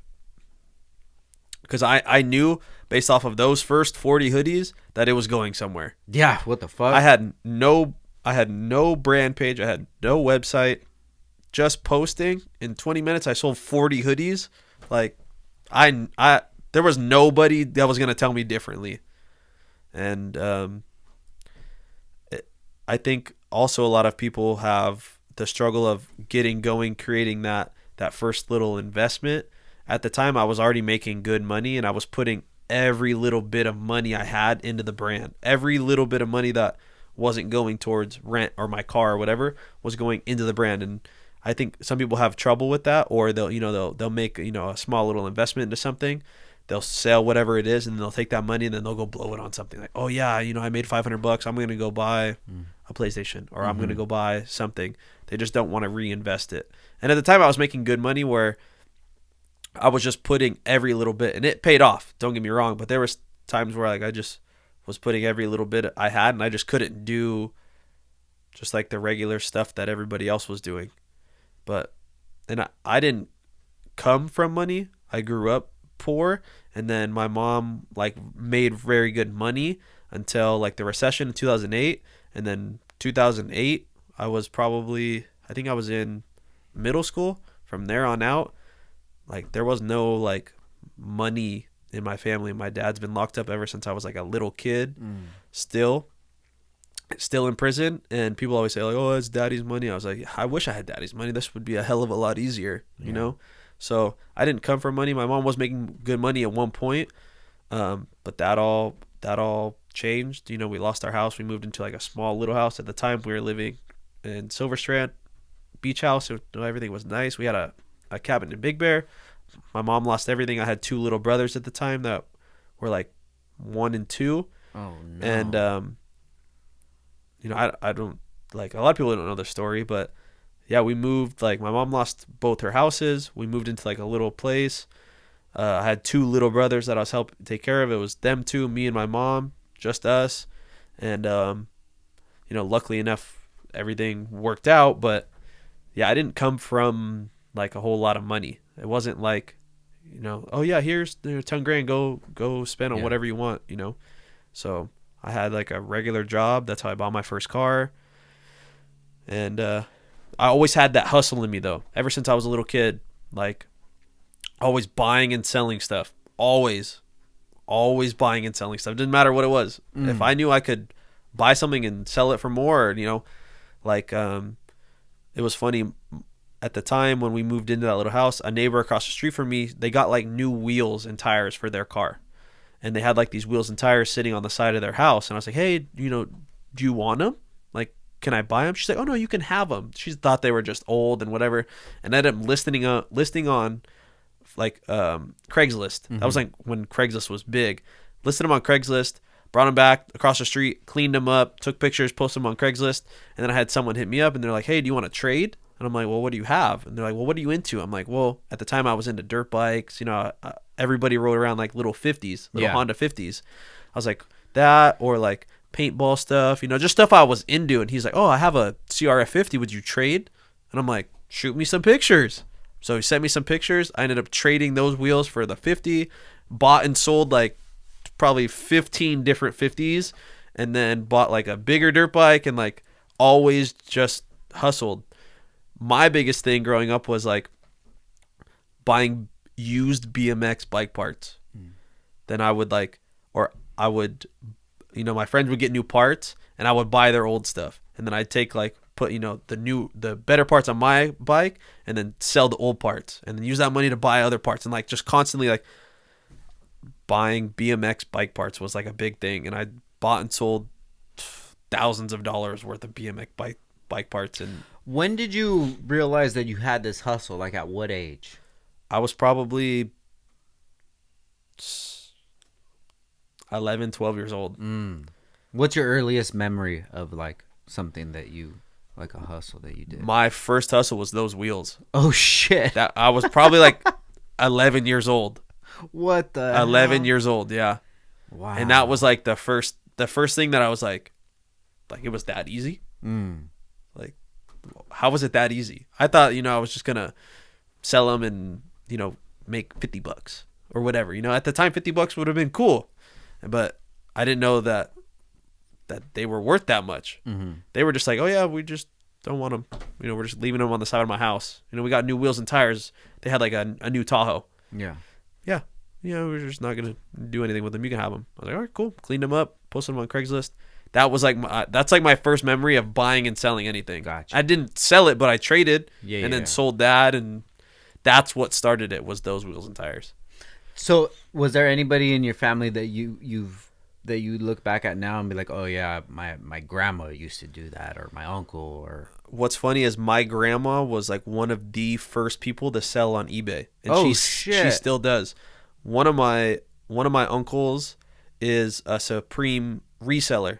He sells like millions of dollars on eBay, just Supreme. No way. Yeah, like he has all kinds of connections at Supreme. Like, watch, I'll show you this video. I wasn't there at the time. I was still working like a regular job, but my little brother went. Let's see if I still have it.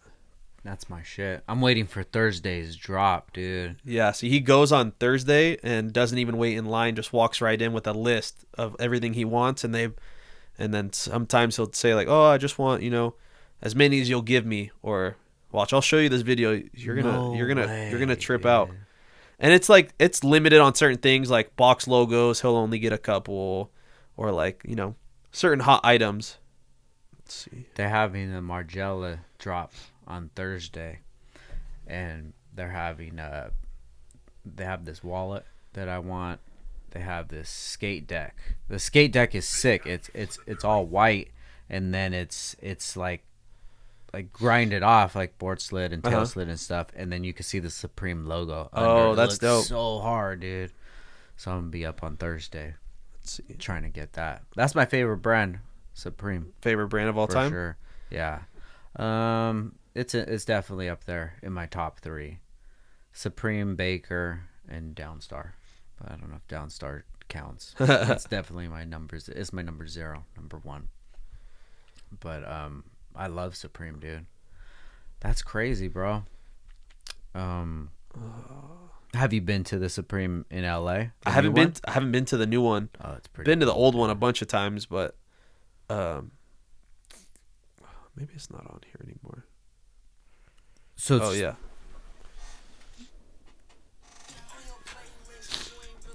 Oh my god, so it's a full car of, oh my god, dude. How many fucking shirts was that? It's $30,000 worth of. So he's paying retail, but they're just giving him the opportunity to just buy a bunch of it? Right. Oh, Let's wow. see when I posted this. 3.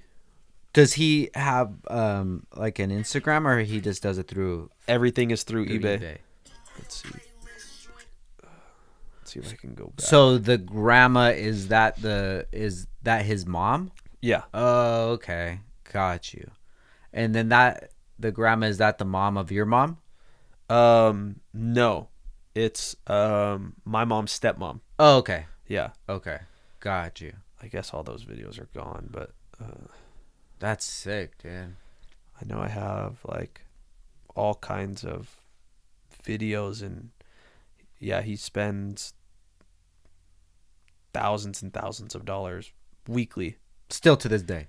every week. Oh shit. And yeah, all he does is Supreme now. I just got the pressure washer. Did you see that Oh one? yeah. Yeah, I just got it. It's pretty cool, dude, because usually the pressure washers that have their own like little motor and you have to plug it in, but this one is battery powered. Oh okay. So I'm like, dude, that's so sick, because if I go to a car show or something, all I need is just a bucket of water, and you put the hose inside of the water, Sucks it through the and then bucket it sucks it through, and then and it even has like a soap thing too, like a foam cannon. yeah, so you could do like foam on it. So I'm thinking, dude, if I go to a show, I get to the gas station before the show, I'll just fucking spray down the wheels and clean them up. Even if you get like the gallons of waters. And I was thinking, like, it would be cool to have like a Supreme bucket and just like have the whole thing, Yeah, set it up with like the Supreme ice chest, and instead of like how you pull off the thing and let all the water drain out, Oh, put it right there. right That there, would because it'd be like pretty in the bottom, cool. let it suck out of there. For sure. I have it in the car. I haven't even tested it out, but I want to clean the windows right here at the front, so I'm That'd gonna be try cool. that out. Oh, that's sick, dude. But yeah, he's been at Supreme since as long as I can remember. But yeah, to get back on the subject, yeah, my grandma started selling. She was one of the first people to start selling, and at the time, she was just selling jewelry. Mm. And then he started selling. One of my other uncles, Storage Wars. Yes. One of my uncles was on Storage Wars. Oh, cool. So they used to buy like storages, and then like Sunday they would do, either Saturday or Sunday they would do a garage sale. So everything that they bought that week from the storage auctions, they would have a garage sale in front of their house and sell everything. So they did that for a little while, but I think Storage Wars kind of fizzled out a little bit. Got you. So it wasn't really hard for you to imagine getting something and selling it for more. Yeah, and then I think it's been in me on both sides of my family. Like on my dad's side of the family, before I was born, all of my my dad and my uncles, like my mom has like this book full of like all the cars that they've restored, and it's all Volkswagen. So Bugs, buses. My uncle's actually not this last weekend, but the weekend before that, they just built a drag bug, and it just did a 7-second 8th mile. Oh my God. Yeah, so they've been around bugs since long before I was born, full like restoration. But here, I'll show you. It's actually cool. I wanted to go down there, but I just got busy with the brand and a photo shoot. Let me see if they have a photo. Is that where you get the passion for cars from? I think so. And like even as a little kid, always just, whether it was my dad's or my mom's side, like my uncle still to this day has a Cobra Fox body. So I think like growing up being around that, Mustangs, my grandpa was big into Corvettes, like had all kinds of Corvettes. And so I was just always around cars. And then I really got back into cars once I started like making decent money where I could buy a car. Fox Body Cobra. That's a nice car right Yeah, there. and it dude. just sits in his garage. He doesn't even drive it. It'd be like that sometimes, bro. Yeah. Sometimes life just gets too busy. My Chevelle, I haven't driven it for fucking years, dude. Sometimes. Oh wow, that's nice, dude. I like that. Is that like a matte paint or like a wrap? I'm not too sure. That was actually this last weekend was the first time I seen it with the shell put back on it. Okay, gotcha. All the other times that he had posted it, now he posted every day, but that's it. And that's just the regular Volkswagen motor, just hooked up. Yeah. Oh, But nice. turbocharged. Was that Irwindale? This Or- was What is not Irwindale? What's the other one? Fontana? no. Famoso? One of those fucking tracks. Is there one in Long Beach? I don't know, dude. Let's see if it says it on here. I'm not sure. It's been so long since I've really done much car shit. Usually just Yeah, I'm not too sure, but so I've been around cars for a long time. Let's see. What was your dream car back in the day? I never really had like a dream car. I think everybody says like, "Oh, I want a Lambo," or "I want this," or I never really had a car. I've been through kind of a decent variety of makes and models and different motors, and I started off in high school. I had a 4Runner, and then my first new car, I bought a 2017 WRX. So that was a complete different change, and then from that, I went to a BMW 135 IS, Okay. which was a huge power upgrade. And then from that, I traded that in. I got a CTS-V coupe, like the V2. So like a 6.2 supercharged. Is that the one with like the fat back? The fat back. It looks like a Batmobile. So sick, yeah. Yeah, so I bought that. And then I wrapped it like a matte gray, did the whole carbon hood, black wheels, and then had that for a while. That was probably the best driving as far as comfortability. It was a 2012, but it had heated ventilated seats, heated steering wheel. It drove super nice. It had magnetic ride suspension, but like it just lacked had no Bluetooth, had nothing. Like I had to plug in my phone every time. So then I sold that car. That's like right after COVID when all the used car prices went up. So I sold that and bought E92 M3. Had the E92 M3. During all this I went through like a bunch of different I had like a Civic EF. I bought the right-hand drive Civic, the EF9. I had that red EF9. Do you remember that one? No. The right-hand drive from Japan? Yeah, no, I didn't know you even had that. Yeah, I had that for a long time. Wait, were you getting rid of that? Yeah, I sold it. It was like on Facebook Marketplace? Dude, Yeah. I think I messaged you Probably. before I had about that. 1,000 people message me when I listed it. Because I remember seeing it. I'm like, damn, this is an Oxnard? What the hell? Yeah. So I bought that. I held that for a long time. I bought it for $7,500, and then when I finally sold it, I sold it for $15,000. Did you have any paperwork on it or anything? Yeah, or? all the paperwork. The guy that I bought it from, you might know him. His name's Josh Curran. He lives in Strand too? He used to. Uh-huh. He moved, but he had two of them. He had a white one and a red one. And then when I sold my red one, the guy that I sold it to was like, "Hey, my buddy's looking for one," because I had mentioned who I bought it from and that he had another one. And Josh ended up selling his white one to that guy's buddy. So now they have both of them. So they're both still, they have both. But yeah, I kept that car for a long time, and I told myself I'd never sell it, and then it kind of just sat there. And then it just wasn't practical. Yeah. Not practical. No power steering, no AC. You had to drive it on the right-hand side, so it's just kind of like couldn't go through a drive-through, couldn't just parking and just different things. And then I was afraid it was going to get stolen. For sure. So I was leaving it in the garage, which was nice at the time.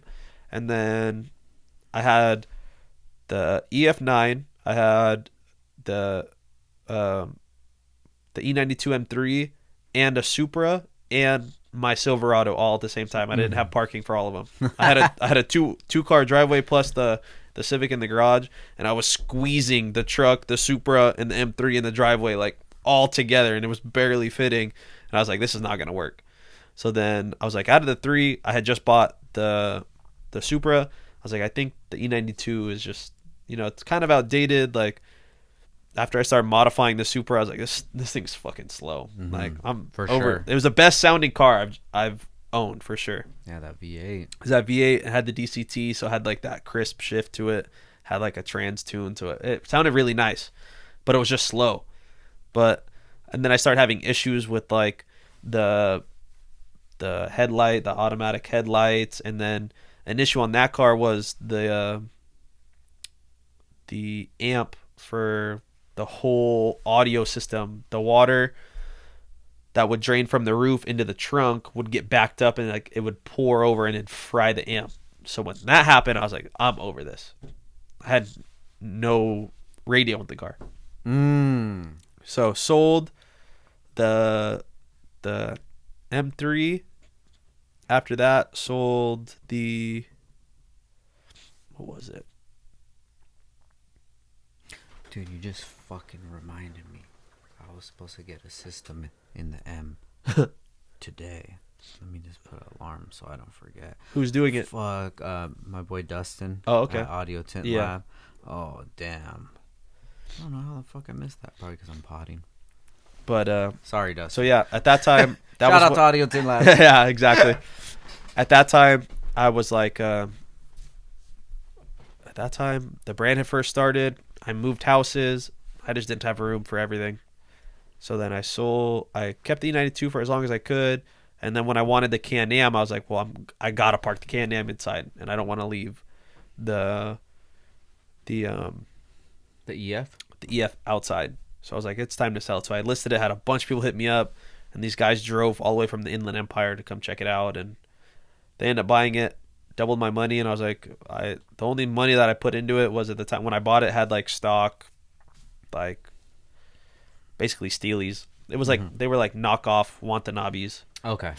And I put TEs on it. Okay. I put TE 37s on it. But that was like, other than that, that was the only money that I really put into that car besides like little things. And then sold that, bought the Can-Am. And then so I had a Harley kind of in the mix. Had that thing forever. Had a million issues. Every time I rode it, it broke. So I finally got all the issues figured out, and I sold it. Sold that, and then just kind of in between the whole thing, I would just buy and sell cars. Like I found like an older, I want to say it was like a 2003 Honda Civic hybrid, but a manual 5-speed, and it had like 20,000 miles on it, and it was a deal. I just bought it. I drove it back and forth to work, listed it, drove it until it sold. So I just kind of always buying and selling cars, whether it was cars, trucks, whatever it was. So kind of been in and out of cars. Just sold my Supra though. No way. Sold the Supra, yeah. What the hell? Yep. Sold the Aw, Supra. dang. So now I'm just driving the truck for now. Had to make a little bit of a sacrifice, but it's all going to pay off in the long run. For As sure. far as, like for just to live, like in the house that I live in, and with the cars, the trucks, the insurance, like just all this, just to live and drive, I was paying like over $6,000 a month. So it was like just too much. And I know I could use that money, and I'll get another Supra in the long run. for So sure. I kind of was like told myself that I needed to cut back on a bunch of different things, because I was just like I knew that I could put that money into something else, and I was always chasing like, oh, I want this image of I have nice cars, and I have a nice house, and I have and all this stuff. But after having all of it, what really pushed me over was I got pulled over two times in 1 week in the Supra. And the last out of the 2 times, they pulled me out of the car. They searched me. They searched my car. They like went through this whole ordeal. And I was like, why are you guys like doing all this? You guys pulled me over because I had a tinted windshield. And they're like, oh, we're just making sure like everything is, as it should be. I'm like, you guys pulled me over for a tinted windshield. Why are you searching me in my car? Like, this isn't making sense. And I was like, that's it. Like, this car is just getting me into more issues than anything. So, Do you feel like they knew you, or that they knew the brand, or? well, I had the logo on the side of the car, so maybe that was it. But after that, I literally took it to my buddy's shop. I had him take off the coilovers, the downpipe, like the JB4. I had him put the car completely back to stock, and then I took it to Toyota and Oxnard and I sold it to him. And now I'm just driving the truck. Yeah, I went from like 4 cars down to 1. bro, that's so stressful though. Having so many cars fucking sucks, dude. Yeah, Like, just like tried to keep up with all of them.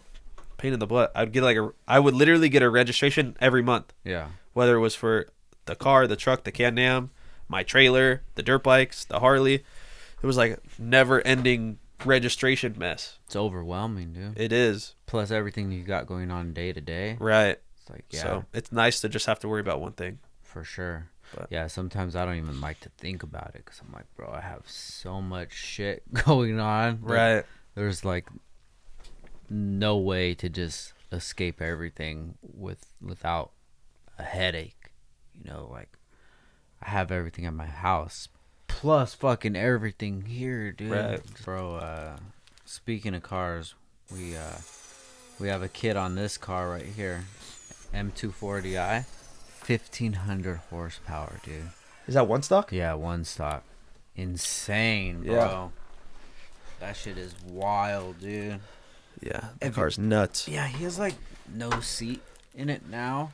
No seat? Yeah, I would be like, fuck that. Put the seat back in and just take away 5 horsepower or whatever. Because I know he was running like a Kirky for a while. Well, I don't know what his driver's seat is, but he doesn't have a passenger seat in there.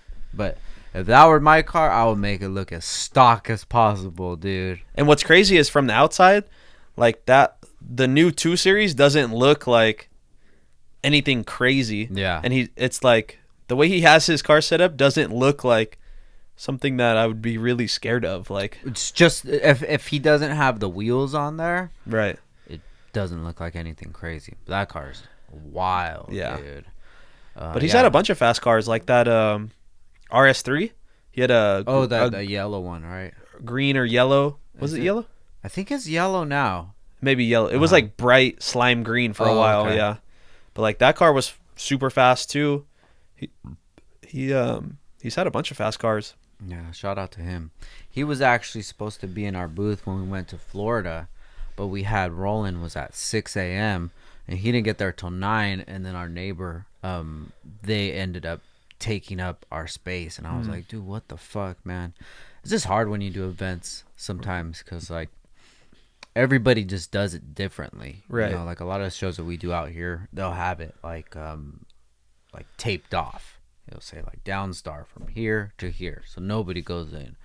But then when we got to that show, they're like, oh yeah, you just set up right here, and I'm like, this isn't gonna work out, bro. Like, it has to be designated spots, because if not, then somebody's gonna move in. So then I was kind of bummed out because it would have been really dope to have his car. Right. It would have brought a bunch of people. Oh yeah, we have our kid on it, so whatever, that's good enough. Yeah. So let's get back into the brand. You sell the 40 hoodies.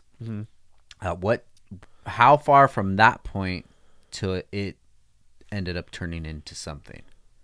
I'd say probably about I want to say probably like 6 or 7 months. Okay. 6 or 7 months is when I started to like focus on not just trying to sell to people that followed me or people that like, it was like when I started doing marketing and stuff like that. So where did you get that idea from to start doing like marketing for it? I had just always seen like ads on Facebook. Okay. You know, I always seen ads and I'm like, oh, I'm sure I can run that. I have a business page. And then I started running ads, and then at first I was running like an ad for like $5 a day. I started off small and then slowly worked up and worked up and worked up, and it had just always paid off. I knew that if I was going to, spend 5, I'd make that times my money back.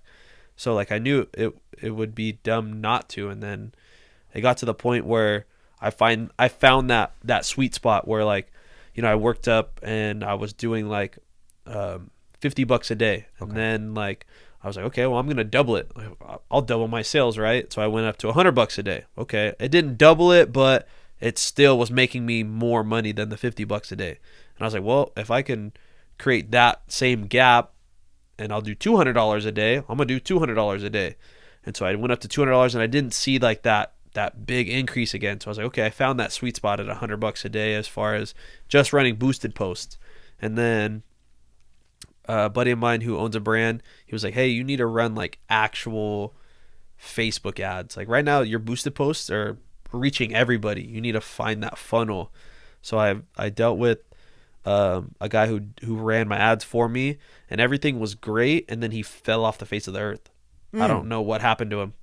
Stopped returning my phone calls, stopped sending me invoices. Like the ads were just continuously running, but it just wasn't doing it. I couldn't get a hold of him. Nobody could. The guy who referred me couldn't get a hold of him. Nobody knows what happened to him. And he was from Arizona, so it wasn't like I could just go like knock on his door.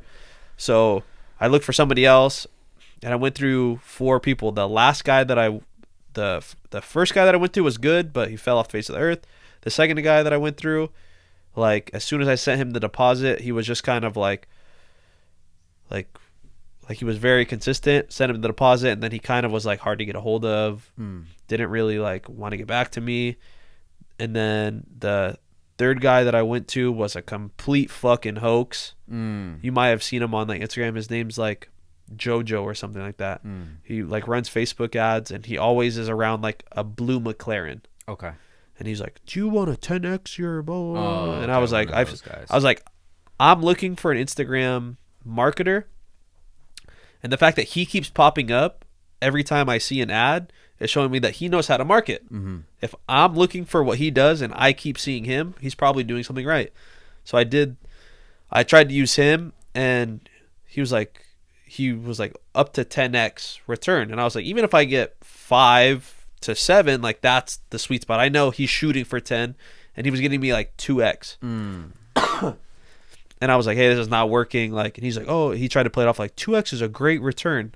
I'm like, no, it's not. After the ad spend plus the cost on product, like I'm not making any money. I was like, I need to make at least 5 to 7. That's what I was making with the first guy.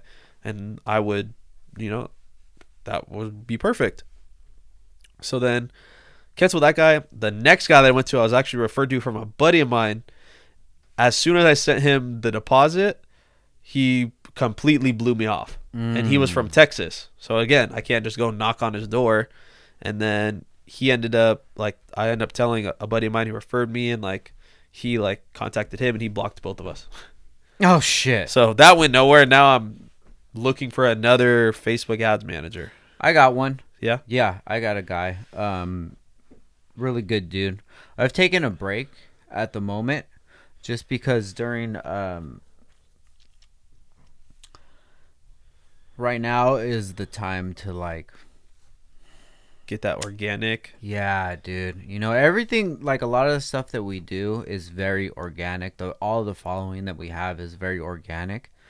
And I've been like super busy lately. The last quarter of the year and the beginning of the next year, like, bro, it's always so busy.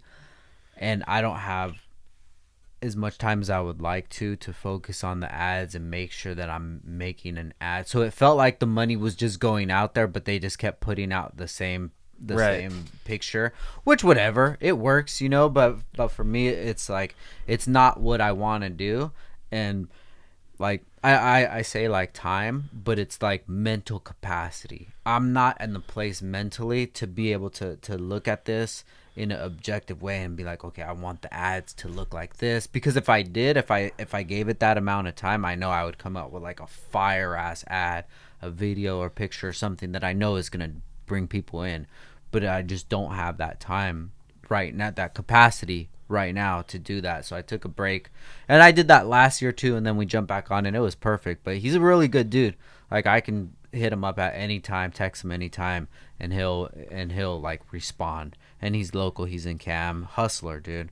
If you want, I could definitely hook you up with him. Yeah, definitely. In case I need to go knock on his door. All these other guys out of state. For sure. One of the guys who was running my ads when we first started, his first ad was check out our comfy and cozy hoodies, and I was shit. like, oh my god. I was like, yeah, our comfy and cozy hoodies with a gun on it. I was like, the comfy and cozy don't go along with my brand at all. Yeah. And so finding someone who understands, I guess, the concept of the brand Exactly. helps. But yeah, comfy and cozy hoodies. It was funny because I didn't know it until a buddy of mine screenshot it to me, and he sent it to me. He goes, "I know you didn't write this shit. Look at the whatever it's called, the description or The whatever." ad, yeah, the read or whatever. Yeah, that shit and is, he's like, I know you didn't write this, and then I sent it to that guy. I was like, comfy and cozy, like you couldn't have just sent that to me. I would have told you right away, like that's not what we're going for. That's the cool thing about this guy is he'll send it to you and he'll be like, this is what the layout is. It's gonna look like this on Facebook. It's gonna look like this on the side of Facebook. This is how it's gonna look in stories. That's dope. And all of it works. You know, it works, but it's like it's still not portraying the image that I want it to be. And for it to do that, I'm gonna have to do a specific photo shoot for the idea that I have, and I want it just to go how I want it to go. Right. You know. So it's just taking a break from that, but nothing to do with them. It's more on us. Like he's been super awesome with it. That's good. So you start the brand, 6 months it's cooking. Are you still working a full-time job? No, I At that time. oh, at that time, yeah. Okay. At that time, yeah, I worked at that time for another, after it started to blow up, probably another 3-4 months, I want to say. Probably somewhere around that, another 3-4 months when it started to blow up. And then it's funny, at the time, I was talking to one of the girls who was I'm not going to say the position. I was talking to a girl who worked at the dealership that I worked at. Okay. And So you're talking to the GM's wife? No, I'm just kidding. yeah, I'm just yeah. fucking. It's actually the GM's daughter. No, I'm just kidding. No, so Okay. we were just hanging out, whatever, call it whatever you want to be. And the GM came up to me. He's like, hey, let me talk to you for a second. I was like, oh, yeah. I'm all worried. Like, what the hell's going on? He's like, hey, I just wanted to let you know, like, I heard some stuff. And the GM liked me. GM was super cool. He said, I'm looking out for you. I know that a lot of the times it doesn't work out, and it's just easier if you don't. He's like, he basically told me, don't do it. Okay. And he's like, I know from personal experience, my ex-wife was a receptionist at a dealership that I was the general manager at. And then he goes, what's even worse is this girl, maybe I shouldn't say it. Nah, whatever, fuck it, I'm going to say it. This girl is working at this dealership now because her and another guy at a dealership, she lives in LA, and she was working at a dealership in LA, and her and this guy, that they were dating or talking, whatever, and it didn't work out, and she didn't feel comfortable working with him. So she moved to this dealership. Shit. She was driving like 45 minutes an hour to come work here. She goes, and he's like, and when he said that, and I was like, oh, like, like, whatever, it is what it is. And then I had told her that, like, I was like, hey, did he tell you anything? She's like, no. I was like, well, he's telling me that. Like, of course he probably doesn't want to tell you that because it's, it's a touchy subject, whatever. So I was like, okay, whatever. We just kind of just chilled on whatever. It wasn't anything crazy. And then it started back up again. And then when he found out, it just happened to be that they laid me off after he found out that we were hanging out again. He laid me off for something productivity, low productivity or something. And what's funny is the guy who actually got me into car sales is good friends with him, and he told him that was the reason why was this girl. Because he didn't. Okay, got you. And he probably couldn't do that because of our relationship or whatever you want to call it. He probably couldn't be like, oh yeah, I'm laying you off because I told you not to hang out with her, and that was his reason, was low productivity. So when that happened, I knew, like, I was like, oh, I was like not living off of the income from the brand. I was living off the income from from my normal job. I was selling cars, but at that point, like someone was like, you just have to do it. Yeah. Like just take the leap. And I was so scared. I was beyond scared. I was like, I don't know what I'm gonna do.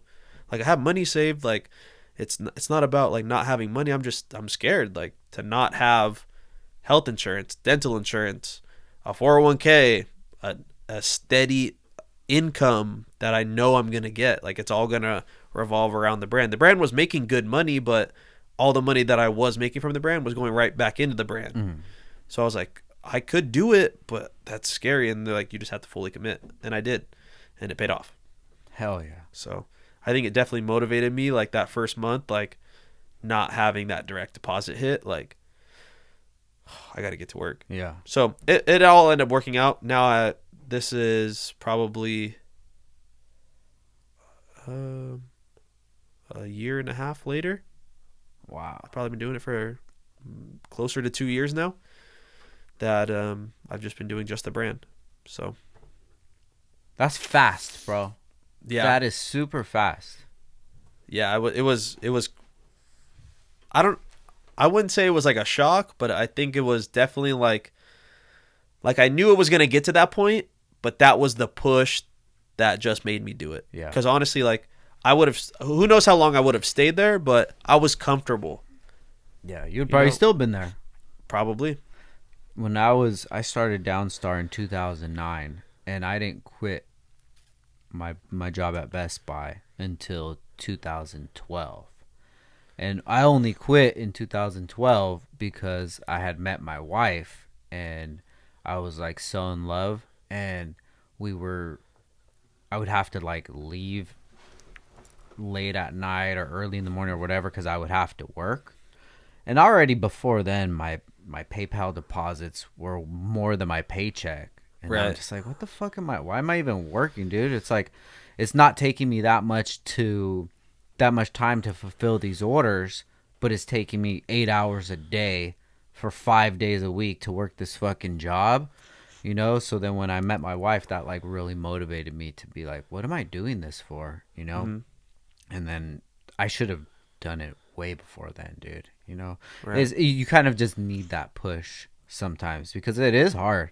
It's hard to leave that steady job, especially since everybody in your life that's what they do, you know. Mm-hmm. And then it's like, okay, you're gonna quit a good job that you have for this like dream or whatever, you know. Right. But then like in your instance, when you fucking sell 40 hoodies in 20 minutes without even having a website or anything, like that's a crazy sign that you have something good. Right. And whenever you get something like that, bro, you gotta fucking go all in, dude. Yeah, and at the time, it wasn't even like I made it because I was starting a brand. I made it for myself, and it turned into a brand. Mm-hmm. And now what's crazy is I have people getting my logo tattooed on them. There's probably like 60 or 70 people that have my logo tattooed on them, or one or multiple different logos tattooed on them. Like I did a special shirt. That Pro Club shirt was originally just for people who got the logo tattooed on them. Wow. So I made that shirt for people that have the logo tattooed on them. That was why I made that shirt. It was like the 777 Club, you know? And then I had so many people that wanted it. I changed, like on the bottom it says like 100% committed for life, and then at the top it says like 4L on the size tag. And so I changed certain verbiage of it because I was gonna sell it. But that was the whole reason behind that tee, was I wanted to create something for these people that have the logo tattooed on them, that the only way that they could get it would be with that tattoo. So if I ever see it, I'll know like that person has, you know. Dude, that's fucking crazy, bro. But yeah, there's tons of people. Every time I post, like if someone new gets the tattoo and I repost it, and I'll put like, hey, if you have a tattoo, let us know and we'll send you like free. I'll get like another 5 or 6 people like, oh, I have it too, or I got it, or I just got it. Like, oh, I have it too. Like I'll get, every time I post it or repost someone that just got it, I'll get like 5 or 6 people that be like, oh yeah, I have it, or like I got it too, or I just got it. Like it's crazy. But yeah, I think we're probably up to like almost 60 people. Wow. How do you feel that you're able to build your community? What do you think it is? I really have no idea. I think that I think what's cool about the logo is that it's not like a name. Like based off of looking at the logo, you it would actually be based off looking at the logo, it'd be really hard to find us. Like if you just saw the 7, the gun and the 7. Now I have keywords set up on my website that if someone searches 7 Glock 7, 7 gun 7, 777, like I have certain keywords that'll try to direct them to the website. But I think that that logo has a bunch of different meaning to different people. It's not like a name. It's not For like, sure. oh yeah, Supreme. Yeah. Like that name is the name of the brand. It's a logo that represents the brand, but that logo could mean something For to sure. to every different person. So I think that that helped a lot with people wanting to get it because it wasn't like, you're getting somebody's name tatted. You're not getting like, I don't know how to explain it, but like you're not getting like a brand name tatted. Got it, You're yeah. getting like an image, For sure. where someone could look at it and not know what it is. Versus if you get, Walmart tattooed on you, everybody knows what Walmart is. Yeah. But if you get like an image of a gun or a flower or whatever, that's everybody could perceive it a little bit differently. So I think that that helped. So how do you feel your brand is represented in the 805? Is it pretty well known? I'd say it's probably probably between me and Heaven, the sneaker shop. Okay. I'd say those are the two biggest when it comes to Oxnard. Okay. Oxnard, Ventura, probably the 805. I'd say at least Oxnard, Heaven is probably side by side. We were selling Inside Heaven for a long time. So That's in the collection. In the collection, yeah. Okay. So we're definitely like right there side by side. I feel like I see more like every time that we would go places like me and Angel, we'd see and we'd be like, hey, we went to the fair. Like, we saw more 7 hoodies than Heaven hoodies. So I think that I sell more or I've sold more in my time of 7 hoodies, but it's hard to say like, a lot of my stuff goes to the East Coast. Like 80% of my orders go to the East Coast. Oh, wow. So I don't know what it is. I don't know if it's because it's colder or what, but at least in Oxnard, me and Angel are probably side by side. But as far as 805 or maybe not Southern California, but definitely like the 805, I'd say I'm probably one of the bigger streetwear brands that isn't like already like a big established brand. Got you. Okay. Angel, he's the one that owns Heaven. Heaven, yeah. Oh, okay. He owns the sneaker shop. They used to be in the mall. Then he opened up a store in the collection. Then the one in the mall kind of it wasn't doing bad. It wasn't doing good. It was just kind of even. And then he was like, I just want all my stuff in one place. So For sure. he moved everything to the collection. Do you ever have any ambition to open a shop? What I would like is more so like a warehouse space that offers like kind of like how you have here, where it's more so like a warehouse space or an office space that has like a small showroom. And mostly it's just for pickup, like just to allow people to pick up hoodies. I used to do pickup and it would just get out of hand. So I just want to be able to have a place that people can come and like last minute pick up something. Have a good amount of inventory where they can walk in. There's a rack and they can just pick, their size, their color, whatever, versus having to order online, waiting for shipping and things like that. For sure. Now, how far in the future do you see something like that being? I've been looking for a shop. The guy who does my printing right now is getting out of printing, and he found a new shop actually like right down the street off of Market. Okay. And his old warehouse, he's gonna talk to the landlord and see if the rent is gonna go up if somebody else moves in or whatever. But that space is a little bit too big, I think, for what I'm looking for.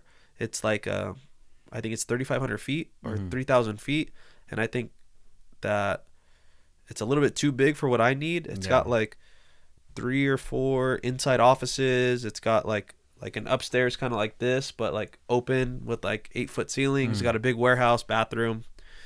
I think that might be too big, but I've been looking for kind of like a 1,000 square foot, something in that range. I think that would be perfect for me to at least start, you know? Yeah. Damn, good for you, bro. That's sick. Because especially for a clothing brand to pop off, like it's hard, bro. Yeah. Like everyone has a clothing brand, but for it to get some traction, like, Right. that's awesome, dude. It takes all the stars just have to align. Yep. And that's from you getting that first sale to like your buddy helping you out. Like those are definitely, like, I don't want to say luck, but like everything just aligned. Yeah. Everything happens for a reason. It does, definitely. I feel like that you become like an antenna, right? And the better you get at receiving these kind of this information, these ideas, that you're able to like see when these opportunities come, the better you get at that, it's just like things just start to move so much faster. Right. Just the way that you were able to put two and two together from, well, you're going to throw away those wheels, I could sell them. Like, that's already light years ahead of even them. Like, Right. why wouldn't they have thought about that they could sell them, Mm-hmm. So when you're meeting people and you're thinking about, like, damn, we could do something in the future, or we could work together in the future, you're just receiving all of these ideas. I think that like the better you get with that, like the faster that you grow with things. And just taking the risk too, just betting on yourself, Right. and like as long as you bet on yourself and you know that you're just not going to give up on yourself, and you're going to try to make it happen with everything that you have possible, like there's kind of no reason that it's not going to happen. Right. You Exactly. just got to say fuck it and do it. You gotta take that risk. Yeah, hell yeah. So what kind of stuff do you have going on in the future that you're working on? So the next drop is gonna be a design I came up with, and I'll show you. All right, cool. I don't know if I'll show the camera, but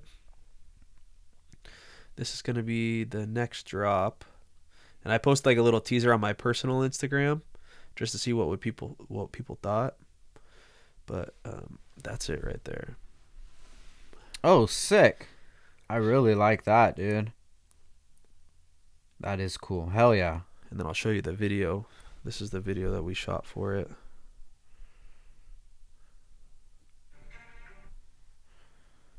Now, is the guy doing the videos the guy that you were telling me about, or this is like you did this? No, this is the same guy who's filming our he's doing everything for me. Every piece of content. Nice. That's sick, dude. I like that. Now, damn, I like that. That's fucking sick, dude. But just trying to do like little, like, let's see here, like little creative things, just like, let's see, where's the photo? Now, how often do you like sit down and create or try to come up with ideas, or do they just come to you? Or It'll just be random times. Like I'll just be scrolling on Instagram and I'll see something and I'll be like, oh, how can I like that, but like, or it'll like spark an interest in something else. Like I wanted to create like a sticker pack, but it looks like a box of ammo. That's fucking cool, dude. So is that an actual box? Yeah, that's an actual box. And then all the stickers will be in there. And that's how, when you buy a sticker pack from us, it'll come in a box like that.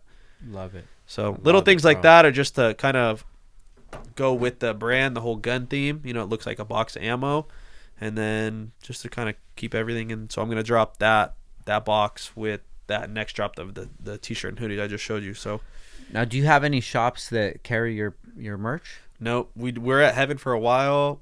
And then that was the only place. And the only reason why I did it was to allow people to do like a pickup order, and it worked out for a little bit. But I wanted to do it. I want to be able to control control everything. Like I want to be able to have it at a place where I'm the face behind someone picking it up. Mm.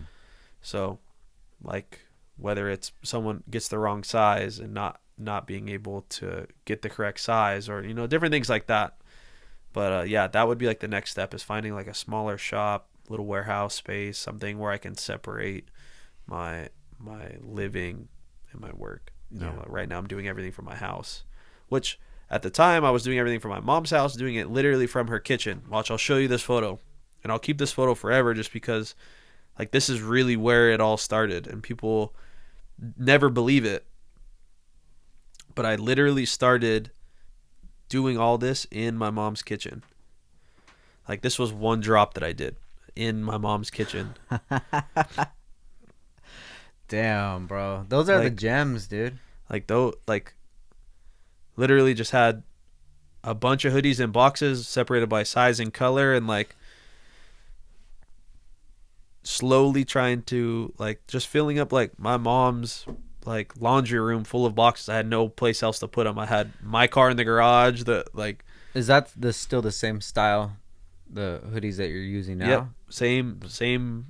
Those I'll are the tell ones everybody that... these are the independent, the IND 4000s. Oh shit, that's the same ones that we use. Yeah, I mean they're a great hoodie. Yeah, They're heavyweight.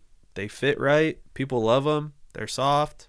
I had bought a hoodie from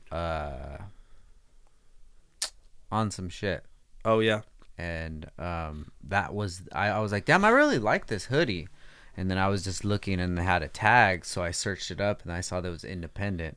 So those were from then on. Those are all of our hoodies are printed on those ones, right? It's a great hoodie. A lot of people use them. Like the hundreds use them when they begin. I think the hundreds still use them. Oh, really? That's like, I went and I picked up hoodies from them one time, and it was like, just the shipping cost was like $800, because I ordered so many hoodies that I was like, $800. Like at the time I was like, I don't work a job. I'll go rent a $40 U-Haul. Facts. I'll spend $100 in gas, and I'll just go pick them up, And so I went and I saw their warehouse, and I was like, holy shit. That it's in Irvine? Independent? Yeah. Oh, okay. I think it's Irvine or something like that. And I was like, oh my God, like it is crazy. Here, I took a photo. Are you a fan of the hundreds? I used to be, like when I was more into streetwear, Yeah. like when I was wearing, Supreme and Diamond, and like that was like my teenage years. Bobby Hundreds has a really good book. I think it's called "This Is Not a T-Shirt." Oh yeah, I've seen that. It's really good book. It's a good read. It just tells about like how the brand came up. See if I have a photo here of it. Dude, that's so cool, bro. You definitely have something, Yeah, it all happens for a reason. And I remember last time when we were doing your Can-Am that you had linked up with OGZ. Yeah. Are you still doing work with him? Angel's doing a lot of work with him. Yeah. So like they just had, it's like, bro. It's crazy. Like this warehouse is nuts, but like those were like the boxes that I picked up. Oh shit. Yeah. It's crazy amount of stuff, but yeah, I love independent. Ever since I started, I've used the same hoodie. I've never changed, and I don't think, unless I start doing like overseas productions, I still like the fit. I still like the material. The Shaka's cool. I don't like how big this cuff is, and it's super tight. Like I can't even really pull my sleeve up. That's the one thing I don't really like about it, but independent, I've never had an issue with them. And the nice thing is, if you order before 1 o'clock, they're delivered next day. Oh wow. Okay. Yeah, if you do online order with them, order before 1, it literally delivers to your house the next day. Could you say any recommendations for t-shirts, Blanks? T-shirts, I would probably pick one of 3, depending on what the budget is. I use Los Angeles Apparel. It's like one of the most expensive t-shirt blanks. Same thing. You order before 1 o'clock, you get it next day. If not the next day, it's kind of hit or miss with them.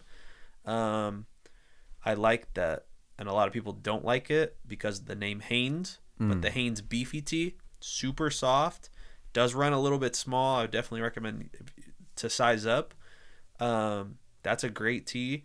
And then just like depending on what the budget is, like an all style. I Mm. think it's a 1801.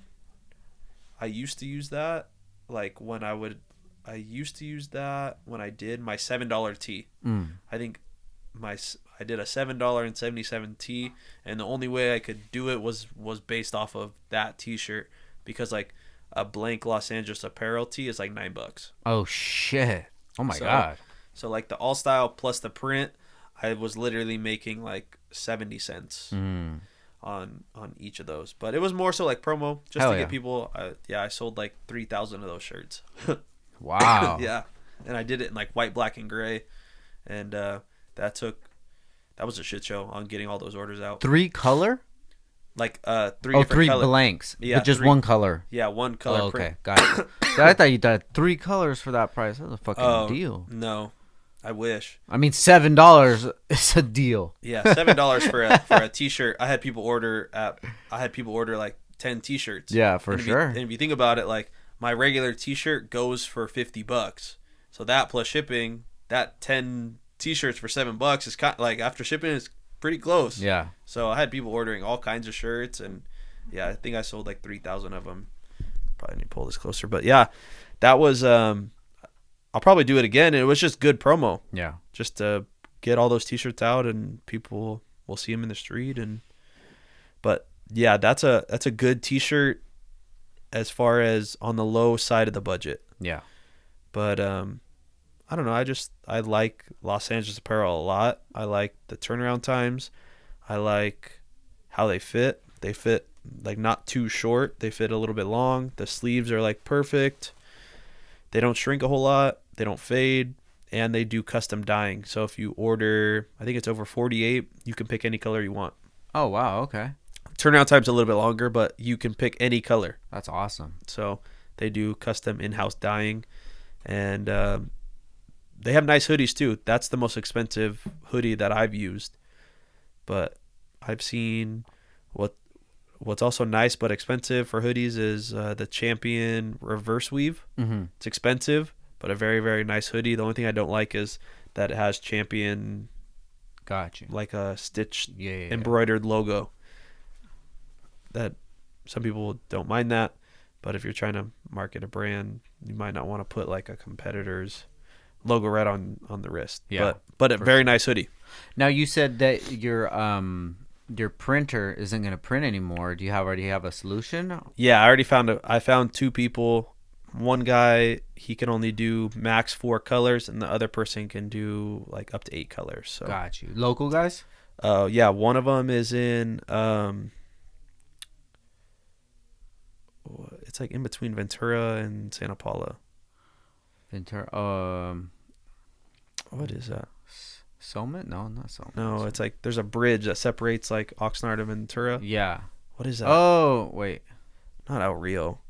It's like you have to go through El Rio to get there. Satakoy. Satakoy. Yeah.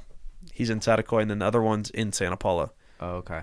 The one in Santa Paula does like DTG as well. Oh, okay. Cool. So Oh, shit. we can use both of them just depending on what I have going on. Like the T-shirt that I'm dropping, the next one will probably be printed at the one in Santa Paula, and then I'll probably use the guy in Satakoy for all of the don't get caught lacking stuff because it's only 2 colors. Okay. Got So- you. Dude, hell yeah, bro. I'm happy for you, dude. Thank you. And I wish you the best of success. And you have something, the world is yours, bro. Wherever you want to take it. Like you have all of the foundation, you already have it set, understanding what it takes marketing wise, a brand recognition, like as long as you stick to that identity, like Right. it's gonna grow. Networking, and just keep doing you, bro. Right. You're gonna keep killing it, man. Got to keep it up. And just realize that you're the fucking boss. You're the boss. You got to make these boss moves, but you're the one that gets to do the boss shit, Right. And at the end of the day, hopefully that you're just motivating people, and you're gonna go through a lot of ups and downs, but that's just the name of the game, dude. And you're gonna end up wherever you want to end up. It's not like this might happen or this might, or I don't know. It's like you have to decide, like, this is what I want it to be, and that's what it's gonna be. Right. And then, you know, you just deal with the punches as it goes. But like, you're fucking killing it, dude. And I'm stoked for you, man. Thank you. Hell yeah. So before we get out of here, dude, where can people find you and find the brand at? So depending on what kind of content, if you want like the personal stupid shit we do, either my Instagram 777 Neeks or our YouTube channel, same thing, 777 Neeks. When it comes to the product, the merch, secret7s.com. The link's in the bio on my Instagram and the YouTube. If you search up Secret Sevens, same thing. Shootersandlovers.com also direct you there. So sick. there's a bunch of different ways to find us. But if you want to see more stuff, just the stupid shit like the Jigsaw golf cart, my Instagram's the place to find it. Hell yeah, bro. Keep living, man. I love it. And thank you guys for listening. Once again, this is Downtime with Downstar, and we out. Peace.